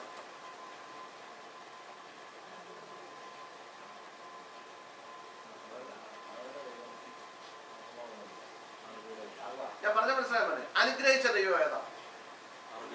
എടാ, അവൻ ഇതേലെ 50 പേർക്ക് എന്ത് ചെയ്യുന്നുണ്ട്? 4 ലക്ഷം വെച്ച് മാസം കൊടുക്കുന്നു. അതിലൊരാളാണ് നമ്മള്, അല്ലേ? ഈ 4 ലക്ഷം കിട്ടിയപ്പോഴത്തേക്ക് നമ്മൾ എന്നാ പറയുന്നത്? അവനെ കാണണം.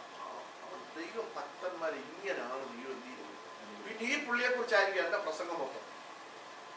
ഏതാ ഈ 4 ലക്ഷം അറബിയുടെ കീഴിൽ കിടന്ന് അറബിയുടെ ചീത്തോട്ടിയും കേട്ട് അറബിയുടെ ഷൗട്ടും മേടിച്ച് 4 ലക്ഷം മേടിച്ച പുള്ളിയെ കുറിച്ചാണ്.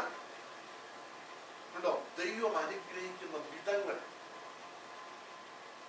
നമ്മൾ ചിന്തിച്ചിട്ടുണ്ടോ? ഈ അറബിയുടെ കയ്യിലുള്ള കാശിനെ കുറിച്ച് നമ്മൾ ചിന്തിച്ചു? അനുഗ്രഹിക്കുന്ന ദൈവമാണ് നമ്മുടെ ദൈവം. ഇങ്ങനെ ഭൗതികത്തിൽ നമ്മളെ അനുഗ്രഹിക്കുന്ന ദൈവമാണെങ്കിൽ അപ്പൊ ഇതിലേത് ദൈവമാണ് വലുത്? ആര് വിളിക്കുന്ന ദൈവമാണ് വലുത്? ഗ്രന്ഥത്തിലും എഴുതാത്തത് വചനത്തിൽ എഴുതി വെച്ചിരിക്കുന്നു. എന്റെ രക്തം സകല പാപവും പോക്കി നിങ്ങളെ രക്ഷിക്കുമെന്ന്. ഈ ദൈവത്തെ പ്രൊമോട്ട് ചെയ്യാൻ പറ്റുമോ നമുക്ക്?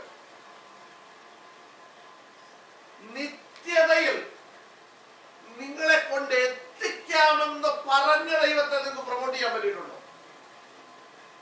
നമ്മളെപ്പോഴും പ്രൊമോട്ട് ചെയ്യുന്നത് നമ്മളെ അനുഗ്രഹിച്ച ദൈവത്തെയാണ്. ഞാൻ നേരത്തെ പറഞ്ഞ പോലെ നമ്മൾ പോയി അധ്വാനിച്ച് 4 ലക്ഷം ശമ്പളം കിട്ടിയപ്പോൾ ഇത് തന്ന ദൈവത്തെ നമ്മൾ എന്ത് ചെയ്യുക? ഞാൻ ചോദിക്കട്ടെ, 50 പേർക്ക് ഇങ്ങനെ 4 ലക്ഷം വെച്ച് കൊടുക്കാൻ അവന് കൊടുത്ത ദൈവവും അവന്റെ കയ്യിൽ നിന്ന് 4 ലക്ഷം മേടിച്ച് നമുക്ക് തന്ന ദൈവവും തമ്മിൽ ടാലി ചെയ്താൽ ഏത് ദൈവമാണ് വലുത്? ഏത് ദൈവം വലുത്? ഞാൻ പ്രൊമോട്ട് ചെയ്യേണ്ടത് നിത്യതയിൽ എന്നെ എത്തിക്കാമെന്ന്. ദൈവമക്കളെ നിങ്ങൾ ഓർക്കണം. അതുകൊണ്ടാണ് 100 കണക്കിന് ആളുകൾ ഇന്നും കഷ്ടമനുഭവിക്കാൻ ഇറങ്ങി പുറപ്പെടുന്നത്. ഇന്നും ഈ നിത്യത വലിയ ധനമെന്ന് കാണുന്നത് കൊണ്ടാണ് ഇന്നും ആയിരങ്ങൾ കഷ്ടമനുഭവിക്കാൻ ഇറങ്ങി പുറപ്പെടുന്നത്. നമുക്കറിയാം 100 കണക്കിന് ആളുകൾ നമ്മൾ അറിയാത്തവർ ഭയങ്കര ജോലി കളഞ്ഞിട്ട് ഉന്നത സ്ഥാനങ്ങൾ വിട്ടിട്ട് കർത്താവിന് വേണ്ടി ഇറങ്ങി പുറപ്പെട്ടിട്ടുണ്ട്. അവരെന്ത് കണ്ടോണ്ടാണ് ഇറങ്ങിയത്? ഇവിടെ 4 ലക്ഷം കിട്ടുമെന്ന് അറിഞ്ഞിട്ടാണോ? കിട്ടിയത് അവർ എന്ത് ചെയ്തു? ഞാനിവിടെ പറഞ്ഞിട്ടുണ്ട്, നോർത്തിന്റെ ബീഹാറിൽ വർക്ക് ചെയ്ത എബിപി തോമസ് ദുബൈയിൽ കൊട്ടാരത്തിനകത്ത് ജോലി ചെയ്ത മനുഷ്യനാണ്. അദ്ദേഹത്തിന്റെ വൈഫ് ഒരു സയന്റിസ്റ്റാണ്. അല്ല സോറി, സയന്റിസ്റ്റ് അല്ല, ഒരു ബാങ്കിന്റെ എക്സിക്യൂട്ടീവ് പോസ്റ്റിൽ ജോലി ചെയ്യുന്ന ആളാണ് അദ്ദേഹത്തിന്റെ വൈഫ്. ദുബൈയിൽ ലക്ഷക്കണക്കിന് രൂപ ശമ്പളം മേടിച്ചുകൊണ്ടിരുന്ന മനുഷ്യനാണ്. ഒരു ദിവസം ദൈവം അദ്ദേഹത്തോട് സംസാരിച്ചു. പല പ്രാവശ്യം അദ്ദേഹം ബീഹാറിൽ ഇങ്ങനെ വിസിറ്റിംഗ് നടത്തി. ഒരു പ്രാവശ്യം വിസിറ്റ് ചെയ്യുന്ന സമയത്ത് ദൈവം അദ്ദേഹത്തോട് പറഞ്ഞു, നീ ഇനി തിരിച്ചു വരത്തില്ലെന്ന് പറഞ്ഞു, നീ ഇവിടെ വർക്ക് ചെയ്യുമെന്ന് പറഞ്ഞു. അന്ന് റിസൈൻ എഴുതി കൈ കൊടുത്തു. അദ്ദേഹം ബീഹാറിൽ പോയി ചേരി പ്രദേശത്ത് പോയി കർത്താവിന്റെ വേല ചെയ്തു. ഇന്ന് നമ്മൾ പ്രൊമോട്ട് ചെയ്യുന്ന എന്തിനെയാ? പാസ്റ്റർമാർ പ്രൊമോട്ട് ചെയ്യുന്ന എന്തിനെയാ? ദൈവം അനുഗ്രഹിക്കും. എടാ, ഉള്ള അനുഗ്രഹം കളഞ്ഞിട്ട് ഇറങ്ങിയവരെ നീ കണ്ടിട്ടുണ്ടോ? കണ്ടിട്ടില്ല. വലിയ നിക്ഷേപത്തെ ക്രിസ്തുവിന്റെ നിന്ദ അതിനേക്കാൾ വലുതാണെന്ന് കണ്ട മോശ ഇവര് കണ്ടിട്ടില്ല. ശൂലം ശരീരത്തിൽ ധരിക്കുമ്പോഴും എന്റെ കൃപ നിനക്ക് മതി എന്ന് പറഞ്ഞത് കേട്ട് ഇറങ്ങിപ്പുറപ്പെട്ട പൗലോസിനെ ഇവര് കണ്ടിട്ടില്ല. ഞാൻ പറഞ്ഞ ദൈവമക്കളെ, വചനം വല്ലാതെ വളച്ചൊടിച്ച് വ്യാഖ്യാനിക്കുന്ന കാലത്തായിരിക്കുന്നത്. കുഞ്ഞുങ്ങളെ നിങ്ങൾ വളരെ അലർട്ടായിരിക്കണം. ഇന്ന് നമുക്ക് തിരിച്ചറിയത്തില്ല ഇത് എങ്ങനെയാ തരുന്നതെന്ന്. പിള്ളേർക്ക് മരുന്ന് പഴത്തിനകത്ത് വെച്ച് കൊടുക്കുന്ന പോലെ ഇന്ന് ഈ ദുരുപദേശം നമുക്ക് കിട്ടുന്നത്. മനസ്സിലായോ?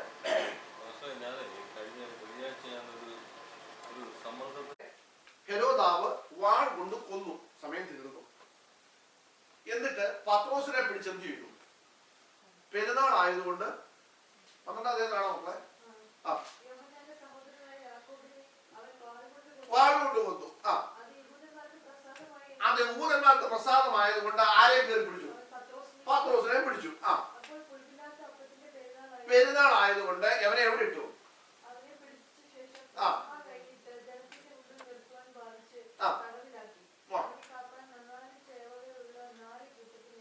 ഏൽപ്പിച്ചു.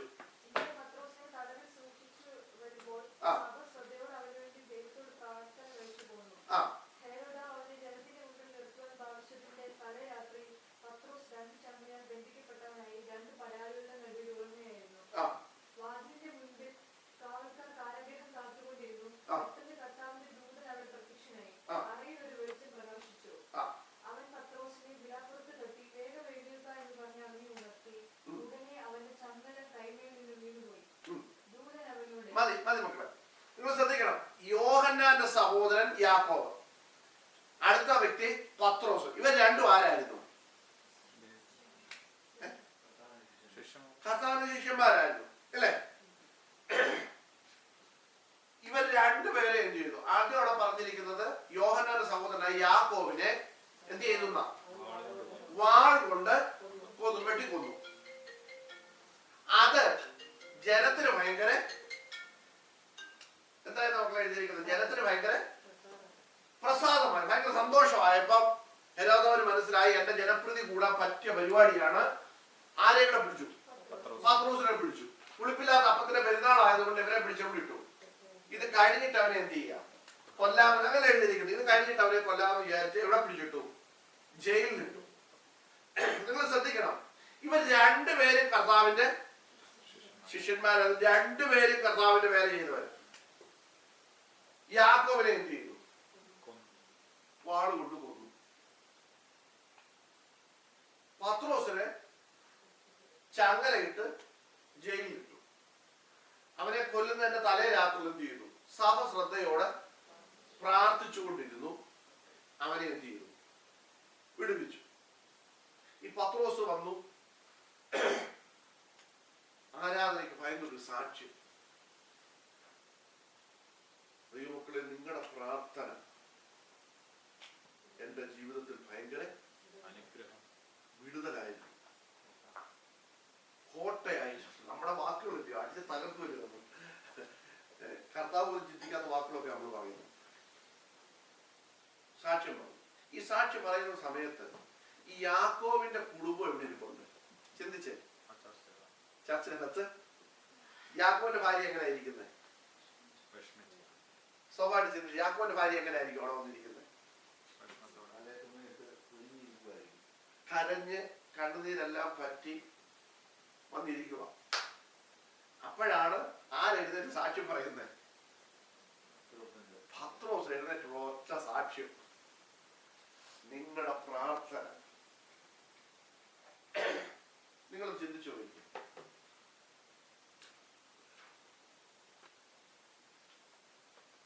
അപ്പം നമുക്ക് സ്വാഭാവിക ചിന്ത വരുന്നത് എന്താ? അല്ലെങ്കിൽ യാക്കോബിന്റെ കുടുംബത്തിന് വരുന്ന ചിന്ത എന്തായിരിക്കും? ദൈവം എന്താണ് ഞങ്ങളുടെ പ്രാർത്ഥന കേൾക്കാൻ? അച്ഛനാണ് ശരിയല്ല. അച്ഛനെ എന്ത് ചെയ്തത്? പത്രോസ് ഭയങ്കര പ്രാർത്ഥനാഭീതനായതുകൊണ്ടും സഭ ശ്രദ്ധയോടെ, നിങ്ങൾ ചരിത്രം പഠിച്ചാൽ യാക്കോബിന് വേണ്ടിയും പത്രോസിന് വേണ്ടിയും ആര് പ്രാർത്ഥിച്ചു? സഭ പ്രാർത്ഥിച്ചു. പക്ഷേ യാക്കോബിനെ കുറിച്ചുള്ള ദൈവത്തിന്റെ പദ്ധതി എന്തായിരുന്നു? മരിക്കണമെന്നുള്ളതായിരുന്നു. പത്രോസിനെ കുറിച്ചുള്ള പദ്ധതി, പത്രോസിന് വേണ്ടി ദൈവം വെച്ചിരുന്ന സമയം കുറച്ചുകൂടെ ഉണ്ട്. അതുകൊണ്ട് പത്രോസ് വിശുദ്ധനും യാക്കോബ് അശുദ്ധനുമായതുകൊണ്ടല്ല, ദൈവത്തിന്റെ പദ്ധതികളായിരുന്നു ഇതെല്ലാം. മനസ്സിലായോ? ഇനി ഒന്നുകൂടെ എന്റെ അഭിപ്രായത്തിൽ പറഞ്ഞാൽ വിശുദ്ധരാരായിരുന്നു? യാക്കോബായിരുന്നു. കാരണം ഇനി പുള്ളിക്ക് പാപം ചെയ്യാൻ പറ്റത്തില്ല. പുള്ളി എന്ത് ചെയ്തു? എടുക്കപ്പെട്ടു. പക്ഷെ പത്രോസ് എവിടെയാ കിടക്കുന്നത്? ഈ ഭൂമിയിലാണ് കിടക്കുന്നത്. കാരാഗ്രഹത്തിൽ രക്ഷപ്പെട്ടെങ്കിൽ എവിടെയാ കിടക്കുന്നത്? ഈ ഭൂമിയിലെ ഈ പാപം നിറഞ്ഞ ലോകത്തിലാ കിടക്കുന്നത്. ആയുസ് കുറച്ചുകൂടെ കൊടുത്തു. ഏത് സമയത്തും തെറ്റിപ്പോകാവുന്ന ഒരു ലോകത്തിൽ ആര് കിടക്കുന്നത്? പത്രോസ് കിടക്കുന്നത്. പറഞ്ഞ എത്രയേ ഉള്ളൂ ദൈവമക്കളെ, കർത്താവിന്റെ പദ്ധതികളാണ് ഇതല്ല. ഇവിടെ നമ്മൾ വായിച്ചല്ലോ, ഈ 119 സംഗീതത്തെ പറയുന്നത് ഞാൻ കഷ്ടതയിലായത് എനിക്ക് ഗുണമായി. എന്താ ഗുണമായത്? കർത്താവിന്റെ ചട്ടങ്ങൾ, വചനം പഠിക്കാൻ, കൽപ്പന എന്താന്ന് പഠിക്കാൻ. മനസ്സിലായോ? അപ്പൊ നമ്മൾ കഷ്ടതയിലേക്ക് നമ്മൾ കടന്നു പോകുന്നത് കർത്താവ് അറിയുന്നുണ്ട്, കർത്താവ് ഇതെല്ലാം മനസ്സിലാക്കുന്നുണ്ട്. നമ്മൾ നേരത്തെ പാടിയ ഞാൻ അവന്റെ ഉള്ളം കയ്യിലിരിക്കുന്നതുകൊണ്ട് ആരുമില്ല എനിക്ക് ദോഷം ചെയ്യാൻ. പക്ഷെ എനിക്ക് വന്നു ഭവിക്കുന്ന എല്ലാം എന്തുവാ? ദോഷമാ. അപ്പൊ നമ്മുടെ എല്ലാം ചിന്ത എന്താണെന്നറിയാമോ? എന്താ നമ്മൾ ചെയ്തൊന്നും വിജയിച്ചില്ലെങ്കിൽ നമ്മുടെ ചിന്ത എന്താണെന്നറിയോ? ദൈവം നമ്മുടെ കൂടെ ഇല്ല, ദൈവം പ്രാർത്ഥന കേൾക്കുന്നില്ല.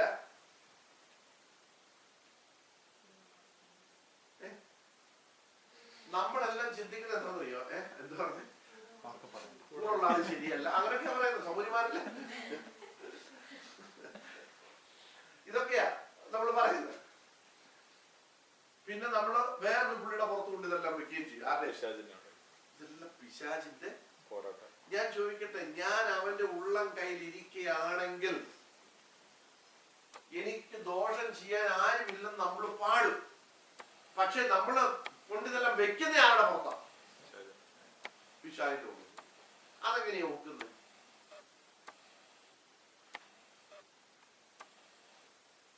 എനിക്ക് ഒത്തിരി കാര്യങ്ങൾ പറയണം, പക്ഷെ ഞാൻ ഇവിടെ നിർത്താൻ പോകും. ഒത്തിരി ഉദാഹരണ സാഹിത്യത്തിൽ തെളിയിക്കാൻ എനിക്കുണ്ട് ബൈബിളിൽ.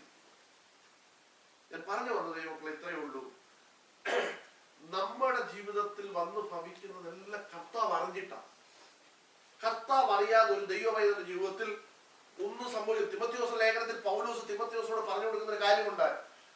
ക്രിസ്തുയേശുവിൽ ഭക്തിയോടെ, അത് നേരെ വാക്യം, ക്രിസ്തുയേശുവിൽ ഭക്തിയോടെ ജീവിക്കാൻ മനസ്സുള്ളവർക്കെല്ലാം എന്തുണ്ട്? ഉപദ്രവമുണ്ട്. തിമോഥെയോസ് ലേഖനത്തിൽ എഴുതിയിരിക്കുക, ക്രിസ്തുയേശുവിൽ നീ ഭക്തിയോടെ ജീവിക്കാൻ ആഗ്രഹിച്ചാൽ, മനസ്സ് വെച്ചാൽ. ഇനി വേറൊരു കാര്യം, ഈ കഷ്ടം ജീവിതത്തിൽ വരണമെങ്കിൽ കർത്താവ് അതിലൂടെ നമ്മളെ എന്ത് ചെയ്യണം? തെരഞ്ഞെടുക്കണം. തെരഞ്ഞെടുത്തവർക്ക് എന്തുള്ളൂ? കഷ്ടതയുള്ളൂ. തെളിയിക്കാം. പത്രോസ് എന്നാ പറഞ്ഞത്? കഷ്ടമനുഭവിക്കാൻ ഞങ്ങൾ യോഗ്യരെന്ന് എണ്ണിയത് കൊണ്ട് അവർ സന്തോഷത്തോടെ പോയെന്നാ. അങ്ങനല്ലേ ബൈബിൾ വായിക്കുന്നത്? വായിച്ചിട്ടുണ്ടോ വാക്യം? നമ്മൾ ഇങ്ങനെയുള്ള വാക്യങ്ങളൊന്നും നമുക്ക് ഇഷ്ടമല്ല, നമ്മൾ അടയാളപ്പെടുത്തുന്നില്ല. നമ്മൾ അടിവരയിടത്തില്ല. അടിവരയിടുവോ? ഈ വാക്യം നമ്മൾ അടിവരയിടത്തില്ല. നമുക്ക് പോലെ ഗുണമുള്ള വാക്യമല്ല അടിവരയിട്ട് പ്രത്യേക മഷി കൊണ്ട് നമ്മൾ പെട്ടെന്ന് കാണണം. നമ്മൾ എന്ത് ചെയ്യും? വരച്ചു വെക്കും. അല്ല നമ്മുടെയൊക്കെ ബൈബിൾ എടുത്ത് നോക്ക്, സംശയം ഉണ്ടെങ്കിൽ. കർത്താവ് നിങ്ങളെല്ലാവരെയും അനുഗ്രഹിക്കട്ടെ. ബാക്കി കാര്യങ്ങൾ നമുക്ക് അടുത്ത ക്ലാസ്സിൽ പഠിക്കാം.